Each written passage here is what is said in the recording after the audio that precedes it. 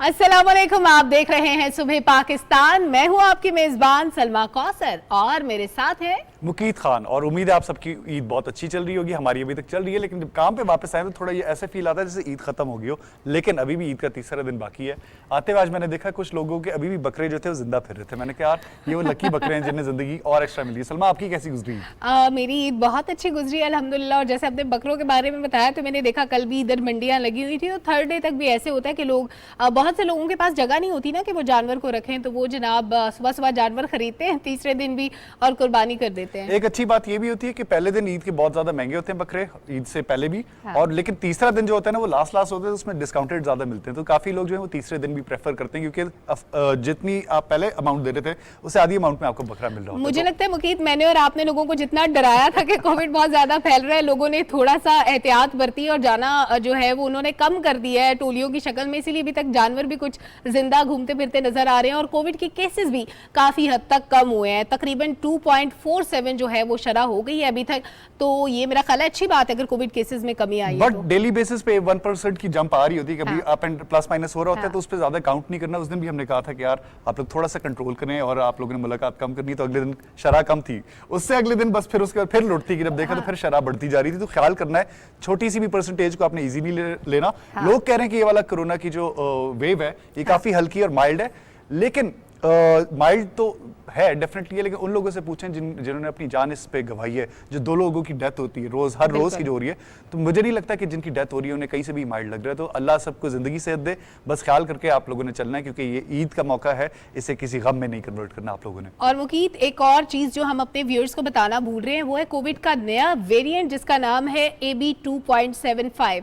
ये बहुत ज्यादा खतरनाक बताया जा रहा है और मैंने यही सुना है अभी तक कि ये अभी तक अमेरिका में है, जर्मनी में है, किसी और एक कंट्री में भी इसके केसेस रिपोर्ट हुए। जब इतना रैपिड होता है इसका फैलाव कि इसको एक से दूसरे मुल्क में ट्रैवल करने में लोगों के साथ साथ वक्त नहीं लगता। इससे पहले हम देख रहे थे ओमिक्रॉन आया था, उससे पहले हम एक और वेरिएंट था डेल्टा जो कि बहुत तेजी से फैल रहे थे। हम समझ रहे थे कि वो बहुत खतरनाक है, लेकिन हर गुजरते दिन के साथ हम सुनते हैं कि कोई ना कोई नया वेरिएंट सामने आ रहा है। तो एहतियात का दामन आपने हाथ से नहीं छोड़ना, और बारबेक्यूज जो चलते हैं ना ईद के बाद, उसमें भी आपने काफी एहतियात करनी है। बिल्कुल। मैं भी बताता चलूं कि मेरी भी ईद पे प्लान था कि सारा फैमिली इकट्ठी होगी, लेकिन जब हम जा रहे थे हमें पता चला कि हमारे कुछ कजन्स और कुछ बुजुर्ग जो थे वो क्वारंटीन कर रहे थे। तो हमने कहा इंस्टेड कि हम जाएं और जाके एक रिस्क लें, हम गए ही नहीं, और हम फैमिली ने बिल्कुल आपस में मिलकर सारी ईद गुजारी। तो अच्छा आइडिया यही है कि आप अगर आपको कोई भी शक है कि किसी फैमिली मेंबर को कोई खांसी है, जुकाम है, कुछ भी फिलहाल उनकी तबीयत ठीक नहीं है, तो खुल के बताएं, दूसरे को क्वारंटीन करें जिस तरह हम लोगों ने किया, क्योंकि सेफ रखना है अपने बड़ों को और अपने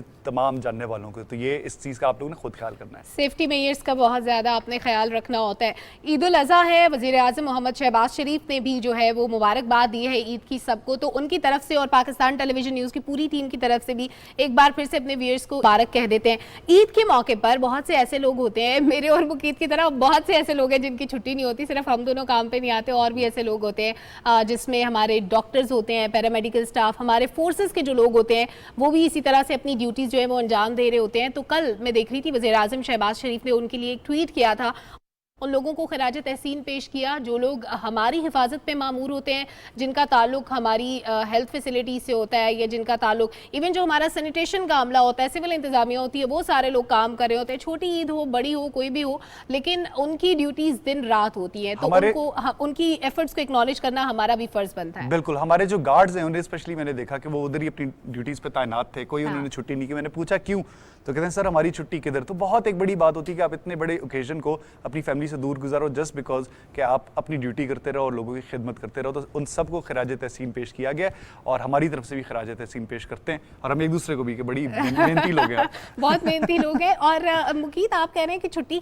देखिए अगर वो छुट्टी करेंगे, मोहल्लों में हमें गंदगी के ढेर नजर आएंगे। ये जो इतनी अच्छी प्लानिंग हम देख रहे थे इस्लामाबाद में, दूसरी सिटीज में, पंजाब गवर्नमेंट को कल वजीर आला पंजाब ने शाबाश दी है, तो ये इसी वजह से दी है क्योंकि वो सारे लोग काम कर रहे थे, और जहां जहां कुर्बानी होती थी, आलाइशें उठाना, सफाई करना, ये सारी चीजें जो है वो ना जल्दी से रिमूव कर देते थे। उससे क्या होता है कि जो सेहत के मसाइल होते हैं, जो वबाएं होती हैं, वो भी नहीं फैलती। वजीर आला ने क्या कहा था कल, हम सुनाना थे अपने व्यूअर्स को, सुनाते हैं आपको।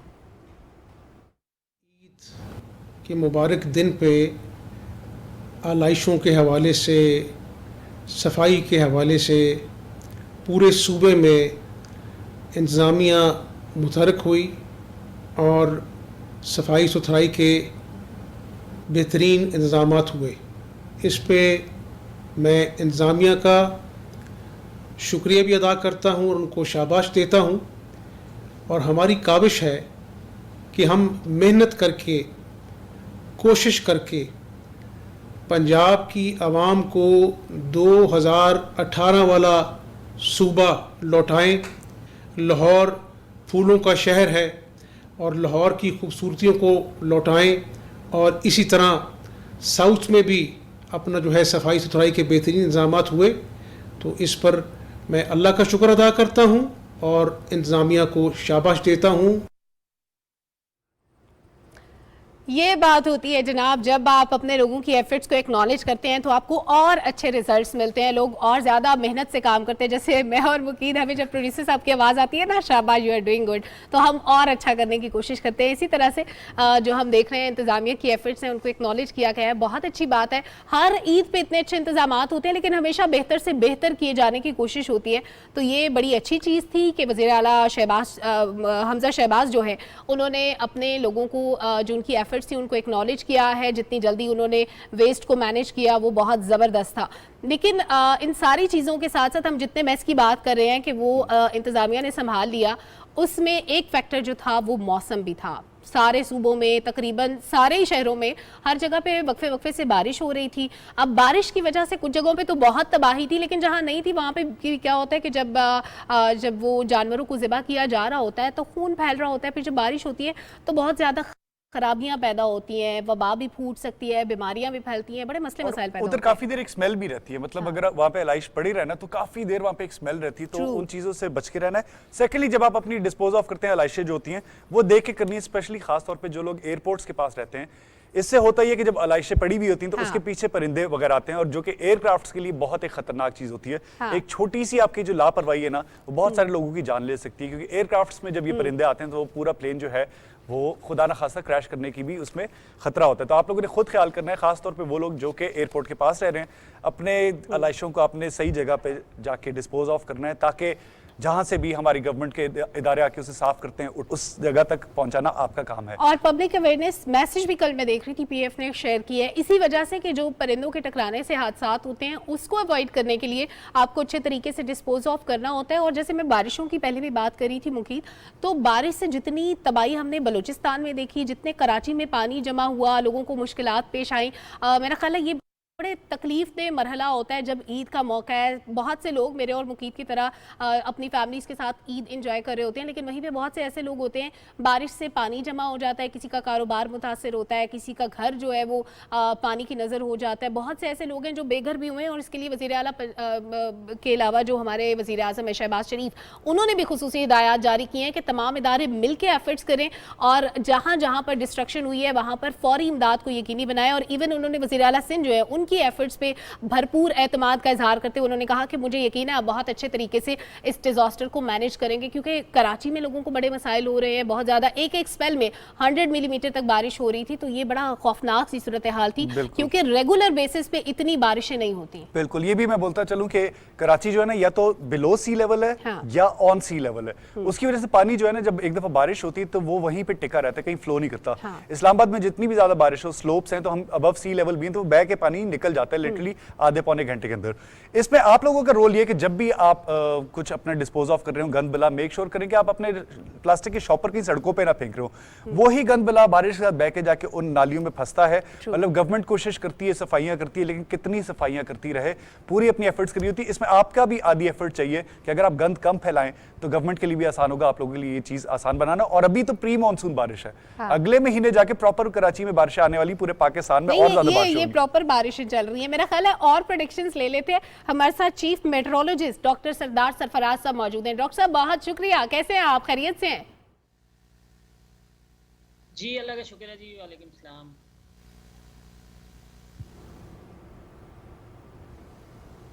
सर आवाज आ रही है आपको हमारी? जी जी आ रही है। डॉक्टर साहब सबसे पहले आपको ईद मुबारक, कैसी गुजर रही है आपकी ईद? बहुत शुक्रिया जी, खैर मुबारक, अल्हम्दुलिल्लाह अच्छी गुजर रही है। जबरदस्त बारिशों की हम बात कर रहे थे सरदार सरफराज साहब। कराची में हम देख रहे हैं काफी डिस्ट्रक्शन हो रही है, वहां पे पानी जमा हो जाता है और फिर सक्शन पंप्स के थ्रू उनको निकालना पड़ रहा है। हमारे तमाम तर इदारे जो हैं वो मिलके इंटीग्रेटेड एफर्ट्स के साथ वहां पर इमदादी कार्रवाइयां कर रहे हैं। मजीद कितनी बारिशें एक्सपेक्टेड हैं, कब तक ये स्पेल चलेगा?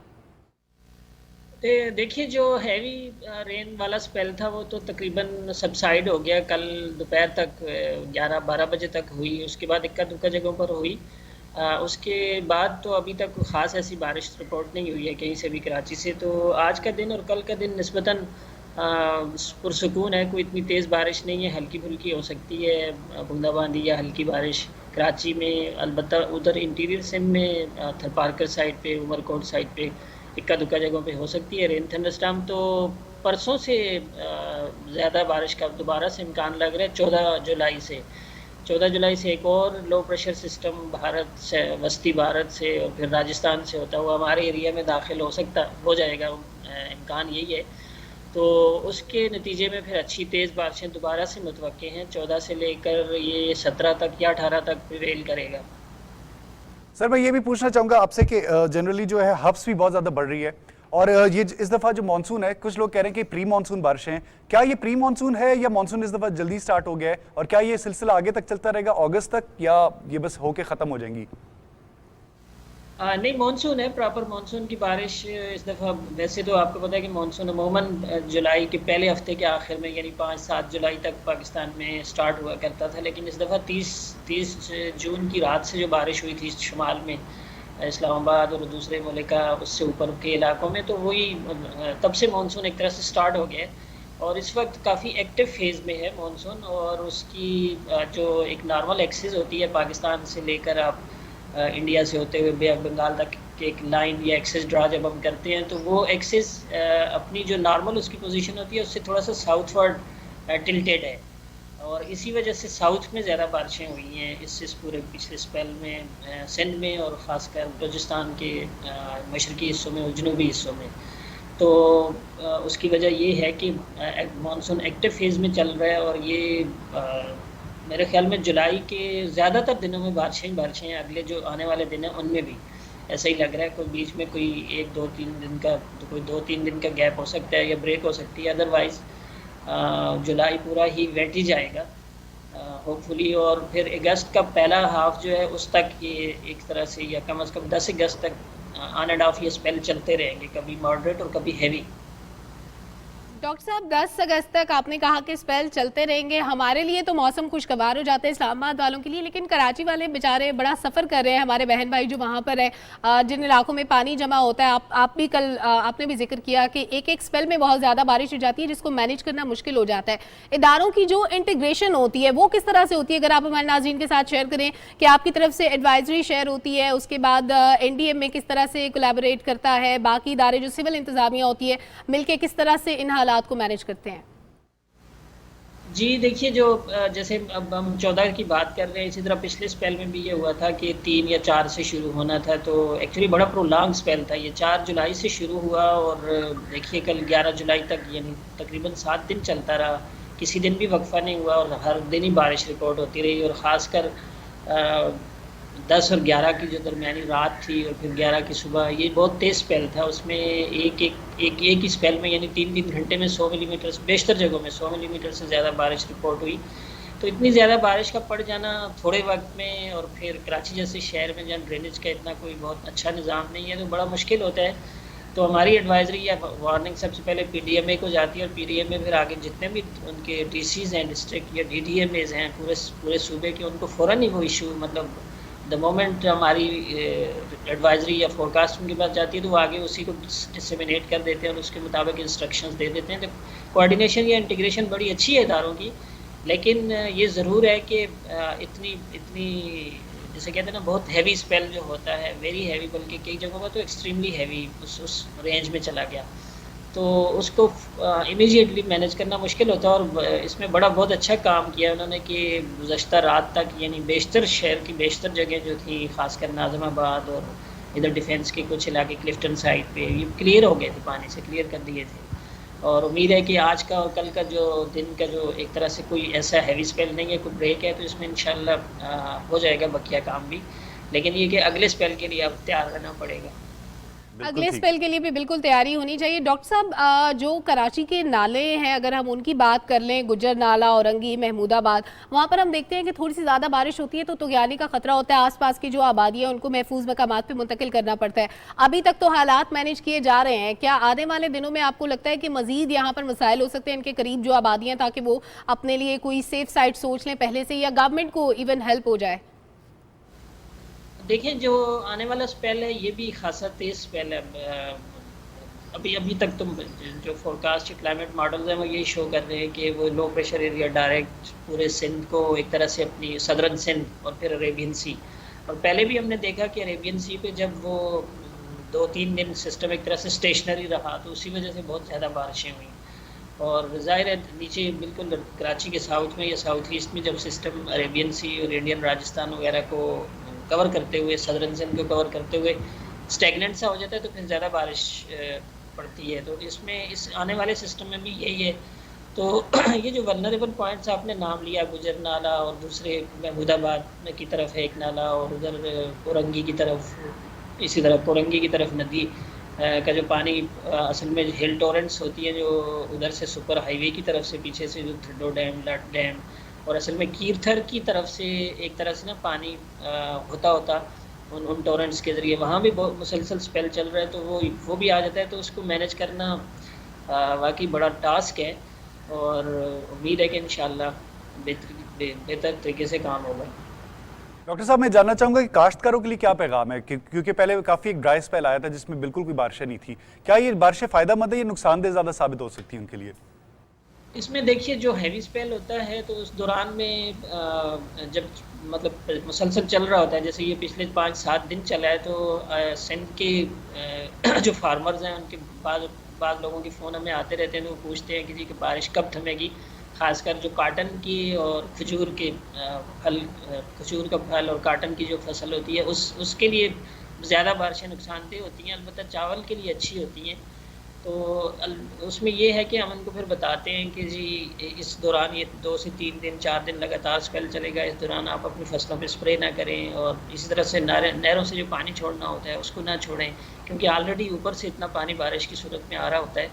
तो ओवरऑल तो अच्छी एक तरह से वो है किसानों के लिए, लेकिन बाज़ पॉकेट्स हैं जैसे सांगड़ हो गया, नवाबशाह हो गया, नौशेर फेरोज़ हो गया, उन इलाकों में काटन की फसल ज़्यादा होती है। सिंध की मैं जो बात करूँ तो इसी तरह साउथ पंजाब में भी काटन की होती है, तो वहाँ ज़्यादा बारिश एक तरह से नुकसानदेह होती है। तो साथ साथ हम उनको एडवाइस करते रहते हैं। हमारी जनरल फोरकास्ट के अलावा किसानों के लिए स्पेशली एग्रोमेट फोरकास्ट या बुलेटिन भी इशू किया जाता है, हर रोज़ भी इशू किया जाता है, और हफ्ते बाद तो स्पेशल बुलेटिन इशू किया जाता है, और उसमें बाकायदा उनको एडवाइस दी जाती है कि आप ये तदाबीर करें।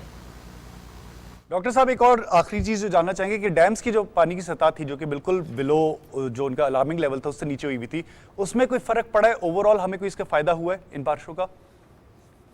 जी, बहुत फ़र्क पड़ा है उसमें बारिशों से भी, और फिर ऊपर जो ग्लेशियर साइड पे ना टेम्परेचर पिछले दिनों काफ़ी राइज़ किए हैं ना, मामूल से 6 से 8 डिग्री, और किसी जगह में तो 10 डिग्री तक भी ज़्यादा रहे हैं टेम्परेचर, और ख़ासकर गिलगित बल्तिस्तान और फिर चतराल की तरफ जो ग्लेशियर्स हैं। तो अब तरबेला डैम की सूरत हाल, यानी उसका एक वक्त में तो हम उसके जून के शुरू के जो दिन थे, बल्कि जून के तीसरे हफ्ते तक कह लें तो बिल्कुल डेड लेवल पे पहुंचे हुए थे, फिर वो आहिस्ता आहिस्ता बढ़ना शुरू हुआ। इसी तरह से मंगला की सूरत हाल है, तो अब काफ़ी बेहतर है मेरे ख्याल में। अब तो 1400 मैं देख रहा था रात को 1480 फिट या 1460 फिट पे है तरबेला, और 1550 से इतनी तो उसकी फुल कैपेसिटी है। तो अल्लाह का शुक्र है कि काफ़ी बेहतर हो गई है दोनों डैम्स में सूरत हाल। कराची की हम बात करें तो इधर जो हब डैम है वो भी जस्ट 2 या 3 फिट नीचे रह गया, अदरवाइज़ वो अप टू फुल कैपेसिटी भरने के काबिल हो चुका है। तो ठीक, बहुत बहुत शुक्रिया डॉक्टर साहब हमें ज्वाइन करने का, बहुत बहुत शुक्रिया, थैंक यू।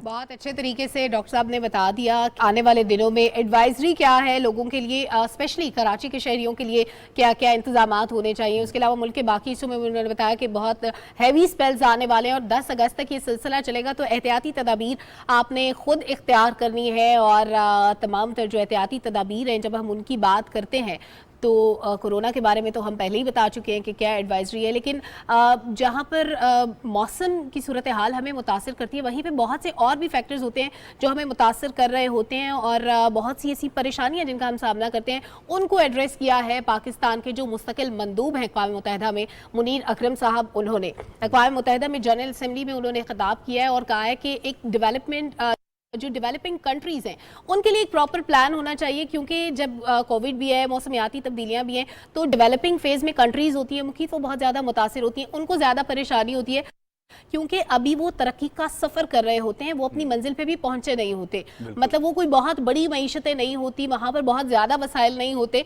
बड़े थोड़े से वसाइल को वो मैनेज करके चल रहे होते हैं। तो जब तक उनके सामने कोई प्रॉपर प्लान नहीं होगा, तब तक उनके लिए डेवलपमेंट के जो अहदाफ हैं उनको हासिल करना बड़ा मुश्किल हो जाता है। तो उसके लिए मुनीर अकरम साहब ने एक प्लान मांगा है, जो कि बड़ी ज़बरदस्त बात है। मेरा ख्याल है कुछ आप ऐड करना चाहते हैं? आई थॉट हम रिपोर्ट की तरफ मूव कर रहे हैं। बिल्कुल नहीं, रिपोर्ट भी हम अपने व्यूअर्स को दिखाएंगे प्रोग्राम में आगे चल के, लेकिन क्योंकि पाकिस्तान भी उन्हीं मुमालिक का हिस्सा है जो भी तरक्की के सफ़र पर गामजन है, तो उनके लिए आसानी हो जाएगी अगर जो है वो कोई इस तरह का प्लान है। ये सिर्फ पाकिस्तान के उन्होंने बात नहीं की, सबके लिए बात की है, जो कि बहुत खुशाइंद बात है। इसको अप्रिशिएट करना चाहिए कि अगर कोई डेवलपमेंट प्लान ऐसा अक़वाम मुत्तहिदा में पेश किया जाता है जो हमारे लिए भी इम्प्लीमेंटेबल हो, और हमारे जो दीगर पड़ोसी मुमालिक हैं, जो रीजन में जो कंट्रीज हैं, उनके लिए भी जो काबिल अमल हो, तो बहुत जबरदस्त हो जाएगा। जिस तरह के सोलर पैनल्स का जो प्लान है, जो कि हमारी गवर्नमेंट ने बिल्कुल इस तरह के बहुत सारे प्लान हो सकते हैं जिनको हम इनिशिएट कर सकते हैं। और उसके बाद आप कुछ ऐड करना चाह रहे थे? मैं ये कह रहा हूँ कि वो जिस तरह आपके पास सूरज सनलाइट जो है वो कॉन्स्टेंटली एक मौजूद है, और एक आपके लिए एक इजी सोर्स है एनर्जी की, जिससे आप बिजली पैदा कर सकते हो। तो जो सोलर प्लान है, इस तरह की चीजें, छोटे छोटे प्रोजेक्ट्स जो होते हैं, वो बहुत डिफरेंस क्रिएट कर सकते हैं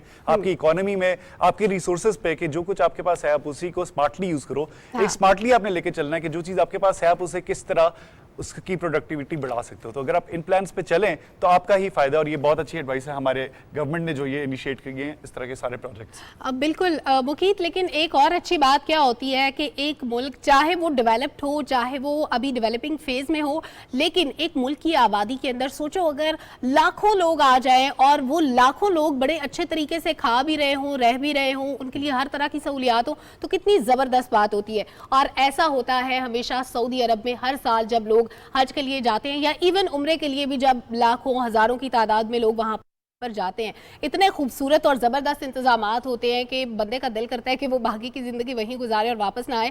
हमारे वज़ीर आज़म मोहम्मद शहबाज शरीफ के जो नुमाइंदा खुसूसी बराए बैनुल मज़ाहिब हम आहनगी हैं, और मशरिक़ वुस्ता से मुतालिक भी उमूर में वो नुमाइंदे हैं, हाफिज़ ताहिर महमूद अशरफी साहब, उन्होंने हज के वसी इंतजामात और हुजाज कराम को जो बेहतरीन सहूलियात फराहम की गई हैं, उस पर सऊदी गवर्नमेंट की तारीफ़ की। ये गुडविल जेस्चर भी है एक गवर्नमेंट से दूसरी गवर्नमेंट के लिए, कि आप एतराफ़ कर रहे हैं उन कोशिशों का जो उन्होंने की है, जो इंतजामात किए हैं। अगर एक अच्छा काम किया जाता है, जैसे हम प्रोग्राम के स्टार्ट में भी बात कर रहे थे, तो उसकी तारीफ ना करना बड़ी ज्यादती होती है। आपने अप्रिशिएट जरूर करना है कि भाई ये काम बहुत अच्छा हो रहा है, बहुत ज़बरदस्त है। और इस पे पाकिस्तान गवर्नमेंट का जो बयान है ऑफिशियल, वो मेरा ख्याल है कि बहुत ही ज़बरदस्त है, क्योंकि एक इतना बड़ा क्राउड, वहाँ पे सिक्योरिटी को मैनेज करना, वहाँ पर इतने लोग जो गर्मी में बैठे होते हैं, उनके ऊपर वो पानी के छिड़काव का जो बंदोबस्त होता है, खाने पीने का, रहने का इंतजाम, फिर रमी जमरात के लिए जब इतने बड़े मैदान में खवातीन और बच्चे भी होते हैं, सोचो वहाँ पे अगर खुदा ना खास्ता कोई गुम जाए तो कितना मैस हो सकता है। लेकिन वहाँ पर इतनी ऑर्गेनाइज चीजें होती हैं कि किसी को परेशानी का सामना नहीं करना। और बहुत जरूरी है, क्योंकि जब इतने सारे लोग इकट्ठे होते हैं तो डेफिनेटली ऐसे मसले मसाइल होते हैं, बीच में लोगों की फैमिली मेंबर्स इधर उधर गायब होना, गर्मी की जो शिद्दत है उसे टैकल करना, और इतने लोगों को एक ही जगह पे खुश रखना। और इसमें ये जो अप्रिसिएशन होती है ना, जो हमारी बात हो रही थी कि छोटा सा एक काम होता है, अगर आप ईद वाले दिन आ रहे हो, अगर आपको खाली कोई थैंक यू कहना कि आप काम पे आए हो, तो आपके पैसे उतने ही रहते हैं, आप उतना ही रहते हैं, लेकिन आपको मोराल अप हो जाता है कि यार चलो मुझे अप्रिशिएट किया गया। एक छोटी सी तारीफ ही इंसान को जो है ना बहुत ज्यादा मोटिवेट करती है, और बंदा अपने काम को और भी बेहतर करना चाहता है। मेरे लिए तो यही होता है, थोड़ी सी तारीफ करो, मैं कहता हूँ यार दिन बन गया। सारे लोग खुश हो जाते हैं, लेकिन सिर्फ तारीफों से काम नहीं चलता, आपको कभी कभी जो है वो कुछ अमली काम भी करने होते हैं, ताकि आप ज्यादा अच्छे तरीके से एफर्ट्स को एक्नॉलेज कर सकें। जैसे आपको कह रही हैं? नहीं, ये मैं आपको कह रही हूँ कि जैसे बातों से नहीं, कुछ होना चाहिए, कुछ होना चाहिए। और जैसे देखिए, जब घर में अम्मी खाना अच्छा बनाती है, हम कहते हैं आपने बहुत अच्छा खाना बनाया है, तो उनका भी दिन बन जाता है, और हम तो वैसे बेदरेग खाना शुरू कर देते हैं, जैसे कुर्बानी बिरयानी का गोश्त खाते तो हमारा हैं, तो बड़ी बन ही मुश्किल हो जाता जाती है ना। आपका तो मुझे लगता है बहुत, मैंने आपने बारबेक्यूज वगैरह बहुत खाए हैं, लेकिन ये जो हम इतना बेदरेक खाते हैं ना, ये हमारी हेल्थ के लिए बड़ा नुकसानदेह होता है। बस आपने थोड़ा सा देख के चलना है। अगर आप कोई एक्सरसाइज कर रहे हैं तो वो आपके लिए ज्यादा बेहतर है। हाँ। सिर्फ खा के बैठे रहना, आप डेफिनेटली वेट पुट ऑन करेंगे। लेकिन अगर आप उसमें साथ साथ कोई एक्सरसाइज कर रहे हैं तो हाँ। जितना गोश्त खा रहे हैं वो इंस्टेंट के आपके यूरिक एसिड खाली बढ़ाए, हाँ। वो आपको साथ साथ में हेल्प आउट कर रहा है रिकवरी के लिए आपके मसल्स को। तो अगर आपने चेस्ट डे लगाया लेट्स से जिम में, तो हाँ। वहीं पे जाके कंज्यूम होगा उस सारे प्रोटीन्स जो हैं, उसके जो एंजाइम्स होते हैं, क्या होते हैं इसके लिए हम किसी ट्रेनर से बात करेंगे, लेकिन वो सारी प्रोटीन वहीं पे जाके यूटिलाइज होती है। तो खा के सिर्फ बैठे रहना मतलब आप खुद अपने आप को मोटापे की तरफ लेके जा रहे हैं। लेकिन प्रॉपर एक एक्सरसाइज रखना और इतनी खुराक के साथ साथ थोड़ी वॉक रखना, थोड़ी रनिंग रखना, थोड़ी 1 घंटा, जो कि मैं कहता हूं हर किसी को, जो आजकल मुझसे भी स्किप हो रहा है, 1 घंटा हर इंसान अपने आप को दे सकता है, अपनी फिटनेस को दे सकता है। तो आपको मुकीत, मुझे लगता है ये किताबी बातें होती है, जिसके सामने टिक्के, पाए, निहारी, गोश्त, बिरयानी क्या कुछ पड़ा हो वो कैसे छोड़ेगा। पुलाव पड़ा हो पुलाव, जिसके सामने, बिरयानियाँ। और स्पेशली अम्मी के हाथ का पुलाव, तो वो तो मेरा ख्याल है कोई भी नहीं छोड़ेगा। मुकीत और मैं तो कभी भी नहीं छोड़ते वैसे, लेकिन ये नुकसानदेह बहरहाल होता है। मेरा ख्याल है अगर न्यूट्रिशनिस्ट इस पे हमें बता दे कि ये कितना नुकसानदेह होता है तो ज्यादा अच्छा नहीं हो जाएगा। बिल्कुल मुकीत? ज्यादा बेहतर होगा। हमारे साथ मौजूद हैं न्यूट्रिशनिस्ट डॉक्टर सहर चावला साहिबा। डॉक्टर साहिबा, बहुत शुक्रिया आप हमारे साथ मौजूद हैं। Welcome to Subah Pakistan. कैसी गुजर रही है आपकी ईद? बहुत अच्छी गुजर रही है। बात यहाँ से शुरू करूंगी कि एक्सीलेंस और एवरेज में फर्क पता है क्या है। जो लोग एक्सीलेंस फॉलो करते हैं वो किताबी बातों पे अमल करना शुरू कर देते हैं। It is very difficult, I know, but जब आप डिफिकल्ट चीज पर अमल करते हैं तभी तो आप बाकी सबसे डिफरेंट होते हैं। हाँ, once in a blue moon it is okay कि आप अपने चीट डेज जो हैं उसको सेलिब्रेट करें, आप अपनी इंडल्जेंसेस जो हैं उसमें इंडल्ज करें, but if you will follow the book, if you will follow the सिरात मुस्तकीम, जिस तरह इखलाकियात में सिरात मुस्तकीम होती है, आई ऑलवेज से दिस कि आपकी फिटनेस रिजीम में, आपकी जो फिटनेस रूटीन है उसमें भी एक सिरात मुस्तकीम होती है। अगर आप उसको फॉलो करेंगे the results are fruitful, trust me. Doctor साहब भाई, मैं ये भी जानना चाहूंगा कि ईद एक ऐसा ओकेजन होती है जिसपे लोग कहते हैं बस ठीक है चीट डे है, और उसमें बगैर देखे खाते हैं। अगर उसे थोड़ा ही कंट्रोल करके थोड़ी सी एक्सरसाइज कर लेके जाया जाए तो क्या आपके ये जो यूरिक एसिड के प्रॉब्लम्स हैं ये फिर भी एग्जिस्ट करते हैं कि नहीं? अच्छा, I really want to talk about this कि यूरिक एसिड के कॉन्सेप्ट से लोगों को बताओ। यूरिक एसिड आपके पास एंड प्रोडक्ट होता है प्रोटीन के ब्रेकडाउन का। प्रोटीन के ब्रेकडाउन से एक नाइट्रोजनस कंपाउंड बनता है, उसको प्यूरिन कहते हैं। प्यूरिन से आपके पास उसके बाद यूरिक एसिड बनता है। डेफिनेटली अगर आप एक्सरसाइज करते हैं यू नीड मोर प्रोटीन। आप बिल्कुल सही कह रहे थे, वो प्रोटीन आपकी रिकवरी में, आपके मसल के वेयर और टेयर को जो है वो यूज करने के लिए इस्तेमाल होता है। बट स्टिल अगर आपका यूरिक एसिड 6 से या 6.1 6.2 से अबव है, you need to keep a check on your protein. ये नहीं हो सकता जिनको यूरिक एसिड का प्रॉब्लम है। जिनको यूरिक एसिड का प्रॉब्लम नहीं है वो रखें एनिमल प्रोटीन से अपना इंटेक हाई, अगर वो स्ट्रेंथ ट्रेनिंग कर रहे हैं, क्योंकि स्ट्रेंथ ट्रेनिंग के बाद मसल और वेयर टेयर बहुत ज्यादा होता है और आपको high quality protein animal protein होता है, उसकी जरूरत होती है। जिनका यूरिक एसिड हाई है वो उस बंदे के हिसाब से जिसका यूरिक एसिड 5 से नीचे है अपनी चीजें मैनेज नहीं कर सकते, तो they need to have a customised plant based diet plan, या फिर आप वो वाली प्रोटीन शेक्स यूज कर सकते हैं जिनके एंड प्रोडक्ट्स जो हैं बहुत ज्यादा यूरिक एसिड बेस्ड ना हो। वैसे वो तो इन एनी केस होंगे, तो it requires a lot of technicality in that case, but वो इस तरह नहीं जा सकते बेलगाम। वन मोर थिंग, आपके पास एक्सरसाइज जो है it can never outburn a bad diet. थोड़ी सी कम हुई तो मैंने सोचा कि मैं एक और क्वेश्चन ऐड कर दूं आपकी बात में कि ठीक है हमें हिसाब किताब से खाना चाहिए, लेकिन कोई हल बता दे अगर हमारे सामने मुरगन ग़िज़ाओं का दस्तरखान बिछा हुआ हो, जिसका पहले मैं और मुकीत जिक्र कर रहे थे, उसमें से हम क्या खाएं क्या ना खाएं, और अगर वो 3 टाइम कुर्बानी के गोश्त की सूरत में हमें मिल रहा हो तो फिर क्या करें, बैलेंस कैसे करें हम उसको? अच्छा, ये तो मैं बहुत डिस्करेज करती हूँ, लेकिन ये घर घर की कहानी है कि हमारे यहाँ बकरा ईद के बाद तीनों टाइम जो है, इवन के मेरे घर में भी आप बकरा ही शुरू कर देते हैं। आप 3 टाइम एनिमल मीट जो है अगर खाएंगे, जो आपके पास प्रोटीन है वो आपके स्टमक पर सबसे ज्यादा हैवी होता है, डाइजेस्ट करना आपको प्रॉब्लम होगी। और मैं अक्सर कहती हूँ कि डिनर में वैसे भी आपने हैवी प्रोटीन डाइट नहीं लेना होता, क्योंकि स्टमक को सबसे ज्यादा तेजाब, सबसे ज्यादा एसिड सिक्रीट करना पड़ता है जब प्रोटीन जाती है। अब आप सोचें कि तीनों टाइम आप सबसे हैवी मैक्रोन्यूट्रिएंट अपने स्टमक में डाल रहे हैं और ज्यादा से ज्यादा एसिड सिक्रीट हो रहा है, हर एक को गर्ड होगा, हर एक को एसिडिटी होगी। प्रॉब्लम ज्यादा इसलिए हमारे पास क्योंकि आजकल मौसम भी गर्मी का है। आपके पास जो प्रोटीन है वो बॉडी के अंदर का भी जो हीट स्ट्रेस है उसको बिल्टअप करता है, और ऑफ कोर्स जब स्टमक का pH over the period of time ज्यादा एसिडिक होगा वो हीट स्ट्रेस में एड अप करेगा। अब बाहर भी गर्मी है, अंदर भी कूलिंग फूड्स की लेने की जगह आप लोग प्रोटीन, हम लोग एनिमल बेस्ड प्रोटीन फूड्स ले रहे हैं। And then again self control requires a lot of practice.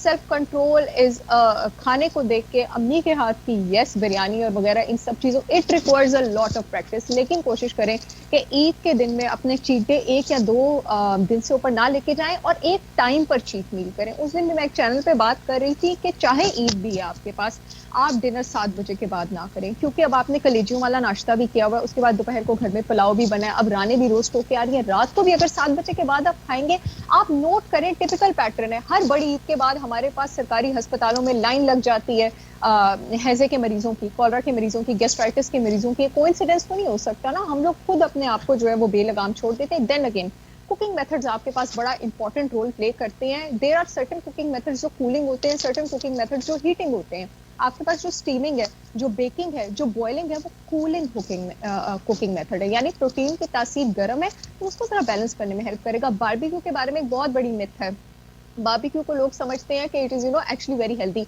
Barbecue is the most heating cooking method. आप इतनी देर, और उसमें reactive oxygen species, inflammatory chemicals बहुत, हाँ वो वेट पुट ऑन नहीं करता बारबेक्यू, लेकिन वो आपके जिस्म के अंदर का हीट स्ट्रेस बहुत ज्यादा बढ़ा देता है, इन्फ्लेमेशन बहुत ज्यादा बढ़ाने की तासीर रखता है। मुझे पता है सबने टिक्का बोटियां खानी है बकरों की, 1 दिन से ज्यादा बारबेक्यू मीट मत कीजिएगा। और गर्मियों में बारबेक्यू फ्राइड, वैसे तो फ्राइड को वैसे भी अवॉइड करना चाहिए, जिस ट्रांस फैट्स जिसम एंजाइम ही नहीं उसको डाइजेस्ट करने के लिए। गर्मियों में प्लीज बारबेक्यू और फ्राइड है खास करके अवॉइड करें, आपकी बॉडी में हीट स्ट्रेस ये बढ़ाता है। थोड़ा सा नीचे गिरा है। I really like your communication skills, लेकिन मैं एक चीज ऐड करूंगा, मैं एक चीज ऐड करना चाहूंगा कि सलमा और मेरी यही डिस्कशन हो रही थी कि कैलोरी डेफिसिट डाइट के ऊपर मैंने थोड़ा बता रहा था कि अगर आपके पास जिम का टाइम कम है तो आप अपनी डाइट को ऐसे करेंगे जितने आप यूटिलाइज करें अपनी कैलोरीज उससे कम आप खाएं।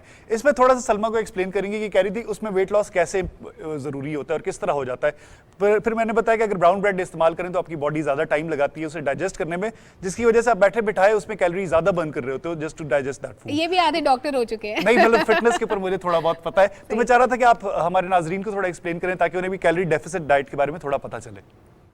It feels great pleasure to see जब people are studying कि इससे क्या होता है। बिल्कुल सही बात है डॉक्टर साहिबा, आपके माइक में डिस्टॉर्शन आ रही है, सॉरी, अगर आप माइक थोड़ा सा एडजस्ट कर लें तो हम यहीं से अपनी डिस्कशन जो है वो कंटिन्यू करते हैं कि हमने, जाहिर है अब गोश्त आ गया है कुर्बानी का, बकरे दुम्बे तो कुर्बान हो गए, अब वो हमारे पेट में नहीं जाएंगे तो कहाँ जाएंगे? ये बहाने सुन रहे हैं कि अब तो आ गया तो खाना पड़ेगा, ये भी तो मसला है। और 3-4 महीने तो ये चलेगा, तो ये जब तक कंटिन्यू हमने करना है। तो मेरा ख्याल है डॉक्टर साहिबा ने माइक एडजस्ट कर लिया। डॉक्टर साहिबा बताइएगा कैलोरी डेफिसिट डाइट के बारे में।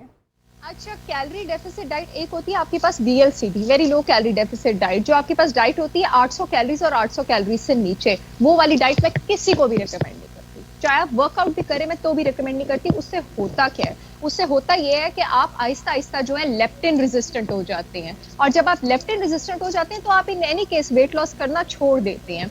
अब अगर आपने अदरवाइज दूसरी कैलोरी डेफिसिट डाइट पे जाना है तो आपने ख्याल ये रखना है कि जब कैलोरीज को कम लेके जाते हैं, ये हमेशा न्यूट्रिशन को ऊपर लेके जाते हैं। आपकी डाइट न्यूट्रिएंट डेंस हो, यानी वो तवानाई से भरपूर हो, उसमें हेल्दी चीजों का इंतखाब ना हो। उस दिन एक ट्रेनर बात कर रही थी, मुझे बहुत हंसी आई, कहती है कि नहीं आपने अपने दिन की कैलोरीज उतनी रखनी है, बेशक आप पूरे दिन में 1 जिंकर खा लें उसके बाद कुछ ना खाएं। No, don't follow this rule. आपने अपने दिन में जो चीज अपनी जो लो कैलोरी लेनी है वो आपने न्यूट्रिएंट डेंस फूड से लेनी है, वो आपने नट से लेनी है, गोट से लेनी है, दही से लेनी है, अंडों से लेनी है, सब्जियों से लेनी है, फलों से लेनी है। जब भी लो कैलोरी पे जाएं, वैसे तो 1000 to 1200 से नीचे का चार्ट मैं किसी को बना के नहीं देती, लेकिन 2 से 3 महीने से ऊपर ना जाएं। एक्सरसाइज मोबिलिटी शर्त है एक फिटनेस वाले लाइफस्टाइल के लिए, एक हेल्दी लाइफस्टाइल के लिए। मैं फिटनेस ट्रेनर तो नहीं, I am a doctor, I am a medical nutritionist, but still मैं एक्सरसाइज के बगैर इम्पॉसिबल है अपनी फिटनेस रिजीम मेंटेन करना। आपको अपने जो ब्लड सर्कुलेशन है, आपके जो आपके मसल्स की हेल्थ है, आपके जो दिल की कार्डियोवैस्कुलर सिस्टम की हेल्थ है, आपकी जो रेस्पिरेटरी हेल्थ है, वो खाली डाइट से इंप्रूव नहीं होगी।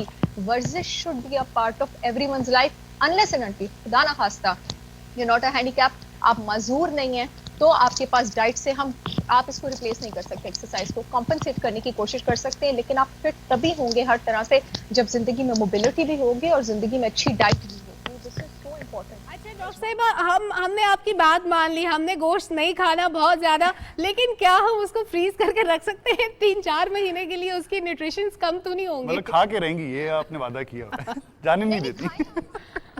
गोश्त खूबसूरत और इतनी हेल्दी चीज है। मैं उस दिन भी एक चैनल पे बात करी थी कि 20 फ्लेवर से ज्यादा न्यूट्रिशियस फूड इस प्लेनेट पे नहीं है। मैं अपना प्रोफेशन क्विट कर दूंगी अगर आप मुझे 20 फ्लेवर से ज्यादा न्यूट्रिशियस फूड जो है वो ला के दे दे। It's amazing. इतनी मिथ्स हैं हालांकि बड़े गोश्त के बारे में। बात ये है कि 3 महीने तक, आपके क्वेश्चन के आंसर की तरफ मैं आऊंगी, आपका जो गोश्त है आप उसको कंज्यूम कर सकते हैं, प्रोवाइडेड वो एयर टाइट कंटेनर्स में और कंप्लीटली फ्रोजन है। यहाँ पर मैं एक बात क्लियर करना चाहूंगी, अक्सर हम लोग गोश्त निकालते हैं फ्रीजर से और थोड़ी देर बाद हमारा प्लान होता है नहीं यार ये पैकेट वापस रख दो, ये मैंने नहीं पकाना। एक बार उसको चेक कर लीजिए, अगर एक बार उसके ऊपर जो आइस क्रिस्टल्स हैं वो पिघल गए हुए हैं, ठीक है, अब उसका पानी बन गया हुआ है, तो अब गोश्त को पका के फ्रीज करें, वरना उसमें बैक्टीरिया और पैथोजेंस ये सब जो है पेनिट्रेट कर जाएंगे। अगर वो फ्रोजन ही है और आपका प्लान बदल गया उसको वापस फ्रीज करने का, yes you can go with it, तब आप उसको वापस फ्रीज कर सकते हैं। इन चीजों से मैंने ये ज्यूम किया कि अगर गोश्त को पका के सेव करेंगे that is more safer, am I right? अगर उसकी, हाँ, अगर बिल्कुल जी, अगर वो एक बार डीफ्रॉस्ट हो गया तो, अगर वो फ्रोजन ही है तो 3 महीने तक आपके फ्रीजर में सेव है। अगर आपकी लाइट चली जाती है 2 दिन तक, अगर आपकी लाइट नहीं आती है, आपके फ्रीजर में अगर फ्रोजन गोश्त है वो 2 दिन तक सेव रहता है, उसके बाद नहीं। ये मैंने कहा चले लाइट, क्योंकि हमारी तो जिंदगी का हिस्सा, तो ये भी बताना चाहिए कि लाइट चली जाए तो क्या होगा। उसके बाद 2 दिन के अंदर अंदर उस गोश्त को खा जाएं बेसिकली, ठीक है। ये जब दुआ करेंगे कि जल्दी से लाइट जाए। एक और चीज जो मैं जानना चाहूंगा कि सलमा मुझसे ये पूछी थी कि एक आम आदमी अपनी कैलोरीज किस तरह काउंट करे, कि मुझे कितनी कैलोरीज चाहिए, मेरे वेट के मुताबिक है, मेरी हाइट के मुताबिक है, और किस तरह काउंट करेंगे कि यार इस मील में इतनी ज्यादा कैलोरीज हैं। तो ये हमारे सलमा के लिए भी और पूरे नाजरीन के लिए भी एक कॉन्सेप्ट जरा हमें क्लियर करें। मेरे लिए भी पूछता अपने मैं ना कभी कभी कहती हूँ हम इतने फॉर्चुनेट एरा में रहते हैं, मैं कभी you everybody with an average cell phone has a calorie calculator in their phone, उसमें आप इजीली कैलकुलेट कर सकते हैं। मैं आपको बता दूं कि एक नॉर्मल जवान सेहतमंद तंदुरुस्त मोबाइल औरत को तकरीबन 2100 से 2200 कैलोरीज पर डे चाहिए होती हैं, और आदमी को तकरीबन 3000 टू 3200 कैलोरीज पर डे चाहिए होती हैं, जो कि बहुत इजीली आप गूगल पे हर चीज़ की कैलोरी डाल के कैलकुलेट कर सकते हैं। But at the same time वो लोग जो वेट लॉस जर्नी की तरफ नहीं है या किसी खास फिटनेस गोल की तरफ नहीं है, मैं डिस्करेज करती हूँ कि don't get obsessed with counting calorie of everything on your calculator. I see clients, I see patients coming to me जो कि सारा दिन सिर्फ ये देख रहे होते हैं मैंने 3 बादाम खाए is equal to how many calories. Don't fall into this lifestyle. मैं उनकी काउंसलिंग ज्यादा करनी पड़ती है डाइट चार्ट बनाने से। Don't do this. So at least उसमें फिर ये कि आप जो है ना हेल्दी एक बैलेंस डाइट जो है वो अपने लिए सेलेक्ट करें, and don't devise your diet plans by your self. अगर आप सर्टेन एरिया में बॉडी के मास पुट ऑन करना चाह रहे हैं, सर्टेन एरिया से लूज करना चाह रहे हैं, if you have a medical condition, no, you need a medical doctor who has a post graduation in nutrition to devise your diet plans for you, because आपको नहीं पता कि कौन सी चीज किस सिस्टम पर जाकर कैसे एक्ट करेगी। बाकी for general information there is a lot of information available कि इसमें इतनी कैलोरीज हैं, अंडे फ्राई में 130 कैलोरी, अंडे बॉयल में 80 कैलोरी है, सेब में 70 कैलोरी है। There is a lot of information available. बिल्कुल सही है। अरे डॉक्टर साहिबा, एक और कॉन्सेप्ट है कि लोग कहते हैं छोड़ो यार जो भी है, जब मरना है तो मरना है, तो तब तक खाओ। उन लोगों के लिए क्या एडवाइस देना चाहेंगे आप? कि मतलब कुछ लोग बिल्कुल अनकैलकुलेटेड चलते हैं, बस ठीक है खा तो हेल्दी रहे ना, पेट भर के खाओ, जब पेट तक रच के खाओ, पेट जवाब ना दे दे कि बस अब हिम्मत नहीं ये है। आपने गौर से सुनना है। I really want people to, I behave like this sometimes too, लेकिन महीने में 1 या 2 बार, महीने में 1 या 2 बार से ज्यादा इस तरह बिहेव मत कर। We are human being and we derive pleasure from food, it's okay, लेकिन महीने में 1 या 2 बार अगर आप डेली बेसिस पे इस तरह रहेंगे तो quality over quantity in anything in life, quality matters. आपकी लाइफ की क्वालिटी मैटर करती है। How you feel about, there are so many patients who come to me and I am looking at them in utter shock के इनको पता ही नहीं है कि हेल्दी रहना कैसे फील करता है। और अगर ये थोड़ी सी अपनी आदत, people are inflamed, people are bloated, people are lazy because of their unhealthy lifestyle, people are sluggish and they don't know how does it feel to be healthy. मैं उन लोगों को अक्सर ये समझाती हूँ कि हेल्दी होने का चस्का जो है ना इस बर्गर के चस्के से बहुत ऊपर है, but you have to taste it once. उसके लिए थोड़ी सी मेहनत करनी पड़ती है। अच्छा डॉक्टर साहब, आपने सेल्फ डाइट को तो डिस्करेज किया कि खुद से डिसाइड नहीं करना चाहिए, लेकिन बहुत से लोगों की परेशानी ये होती है कि भाई न्यूट्रिशनिस्ट को बहुत भारी फीस देनी पड़ेगी, वो क्या करें? कोई मुफ्त वाला आसान नुस्खा बता दें उनके। वो लोग मेरे साथ खड़े हैं जिन्हें मसला मसाइल है। I'm concerned, I have spent 35 years on my life. I spent so many sleepless nights in studying my subject. I don't feel ashamed to charge a lot of bucks for what I do. But other than that, मैं फी सबीलिल्लाह बहुत ज़्यादा videos करती हूँ. Dr. Sahar Chawla मेरा Facebook page है. It has a huge fan following. Dr. Sahar Chawla is my YouTube channel. मैं dialysis की types तक पर, किडनी के डिजीजेस पर, डायबिटीज पर, कोलेस्ट्रॉल पर, यूरिक एसिड पर, हर कंडीशन कस्टमाइज पर फी सबीलिल्लाह हर हफ्ते वीडियोस करती हूँ, depending on the patients condition, आपकी बॉडी की कंडीशन पर, फूड्स को लेके. That is my part, what I am doing. People can follow my page and they can learn for free of cost. यानी हम आपकी वीडियो से भी इस्तेफादा कर सकते हैं और आपने अपने पेजेस के लिंक्स भी बता दिए हैं, तो मेरा ख्याल है मुकीद हम डॉक्टर साहिबा को फॉलो करेंगे Definitely. और उसके बाद हम अपने मतलब की चीज़ों से सुनेंगे. बहुत शुक्रिया डॉक्टर साहिबा, आपने हमारा दिन बना दिया अच्छी अच्छी बातें बता के, और हमें ये भी बता दिया कि नाजरीन ने क्या करनी है वो तो डॉक्टर साहिबा ने बता दिया. लेकिन मुकीद मुझे फिर जो अच्छा लगता है मैं खा ही लेती हूँ. मैं एक चीज ऐड करूं कि वो कह रही थी कि आप महीने में 2 दफा इस तरह की मील कर सकते हैं, दिन में नहीं. तो ये आपने ख्याल करने की चीज देते हैं. आप खुश थी ना कि अच्छा महीने में 2 दफा, तो ये दिन में 2 दफा वाला नहीं है, ठीक है ना. थोड़ा सा लेके चलना देखिए है. महीने में 2 दफा तो है हमारे नाजरीन के लिए. अब जैसे मैं पहले भी कह चुकी हूँ कि जब मेरे सामने अच्छी अच्छी प्लेटें भरी पड़ी होंगी तो फिर मैं थोड़ा सा चख ही लूंगी, फिर मैं खा ही लूंगी. कुफराने नेमत थोड़ी करते हैं, मतलब अल्लाह की नेमतें जब सामने हो आपने दिल खोल के अल्हम्दुलिल्लाह कह के उनको बस खा लेना है. लेकिन अगर हम यहाँ पे हट्टे कट्टे खड़े होते हैं ना और आपको ये एडवाइस दे रहे होते तो आप हमारी बात कभी ना मानते. तो हम जब रोल मॉडल बन के बात करते हैं ना तो खुद जरा ख्याल करना है डाइट का. Yes. एंड माशाल्लाह यू आर फाइन. तो मैं तुमसे यही कह रहा था कि जब आप डॉक्टर साहब से डिस्कस करोगी तो आपको यही जवाब मिलेंगे. वो कुछ बीच में टर्म्स होती हैं जो मेरे माइंड से निकल और सारी बातें हमने ऑन एयर व्यूअर से भी शेयर कर ली और खुद भी पूछ ली जो हमारे जहनों में सवाल थे. क्योंकि हम लोग समटाइम्स क्या करते हैं कि अपनी डाइट के लिए ना गूगल कर लेते हैं कैलोरीज. अंडे में कितनी कैलोरीज हैं, चलो खा लो. उसके बाद ब्रेड खाने लगे, गूगल किया कितनी कैलोरीज हैं, चलो खा लो. ऐसा नहीं करना. जैसे डॉक्टर साहब ने कहा कि आपने प्रॉपर न्यूट्रिशनिस्ट के पास जाके अपनी वेट के हिसाब से, हाइट के हिसाब से एक डाइट प्लान लेना है और उस डाइट प्लान को फॉलो करना है. और यही चीज अगर आप अंडा बॉईल करके खा रहे हो तो उसकी कैलोरीज कम है. उसी को आप फ्राई करो तो आप उसमें एक्स्ट्रा कैलोरीज डाल रहे हो. एक पूरी जो होती है हलवा पूरी वाली, उसमें कि 200 से 250 कैलोरी होती है एक पूरी में. ये क्या जुल्म किया आपने मुकीद, आपने पूरियों का नाश्ता मना कर दिया. तब ईद का तीसरा दिन मैं है. honest बता अब रहा जो हूं. गोश्त को अवॉइड कर रहे हैं वो हलवा पूरी भी नहीं खाएंगे तो क्या खाएंगे. और उस एक पूरी को बर्न करने के लिए जब मैं 15 मिनट जिम में भागता हूँ जो कि 1.5 किलोमीटर मतलब तकरीबन एक मील बनता है 1.6 किलोमीटर. तो एक मील करते हुए मुझे 12 मिनट लगते हैं और तब भी मेरी कोई 130 कैलोरीज बर्न हुई होती हैं जब मैं पसीने से ख्वार हुआ होता हूँ. तो ख्याल करना है जब आप पूरियां खा रहे हैं खास तौर पे इसमें एक्स्ट्रा ऑयल है, कोई जरूरत नहीं उसकी, तो आप बिला वजह अपनी कैलोरी जो है ना वो ज्यादा बढ़ा रहे हैं और उसके बाद सारा दिन बैठे रहना तो जारी बात है वो एड अप करेगा एट द रॉन्ग प्लेसेस जहां आपको नहीं चाहिए फैट. तो ख्याल करना है अपनी डाइट का और थोड़ा सा लेके चलना है. सिर्फ जो डाइट है ना आपका 80% है, 20% आपका वर्कआउट है. अगर आपने 80% ठीक कर लिया ना तो आपको ऑटोमेटिकली इतना फर्क पड़ेगा कि लोगों को लगेगा आप वाकई बहुत ज्यादा वर्कआउट कर रहे हो. बिल्कुल. अभी एक न्यूज ब्रेक की तरफ चलते हैं और वापस आकर हमारे साथ मजीद अच्छे अच्छे से मेहमान होंगे. देखते रहिए सुबह पाकिस्तान.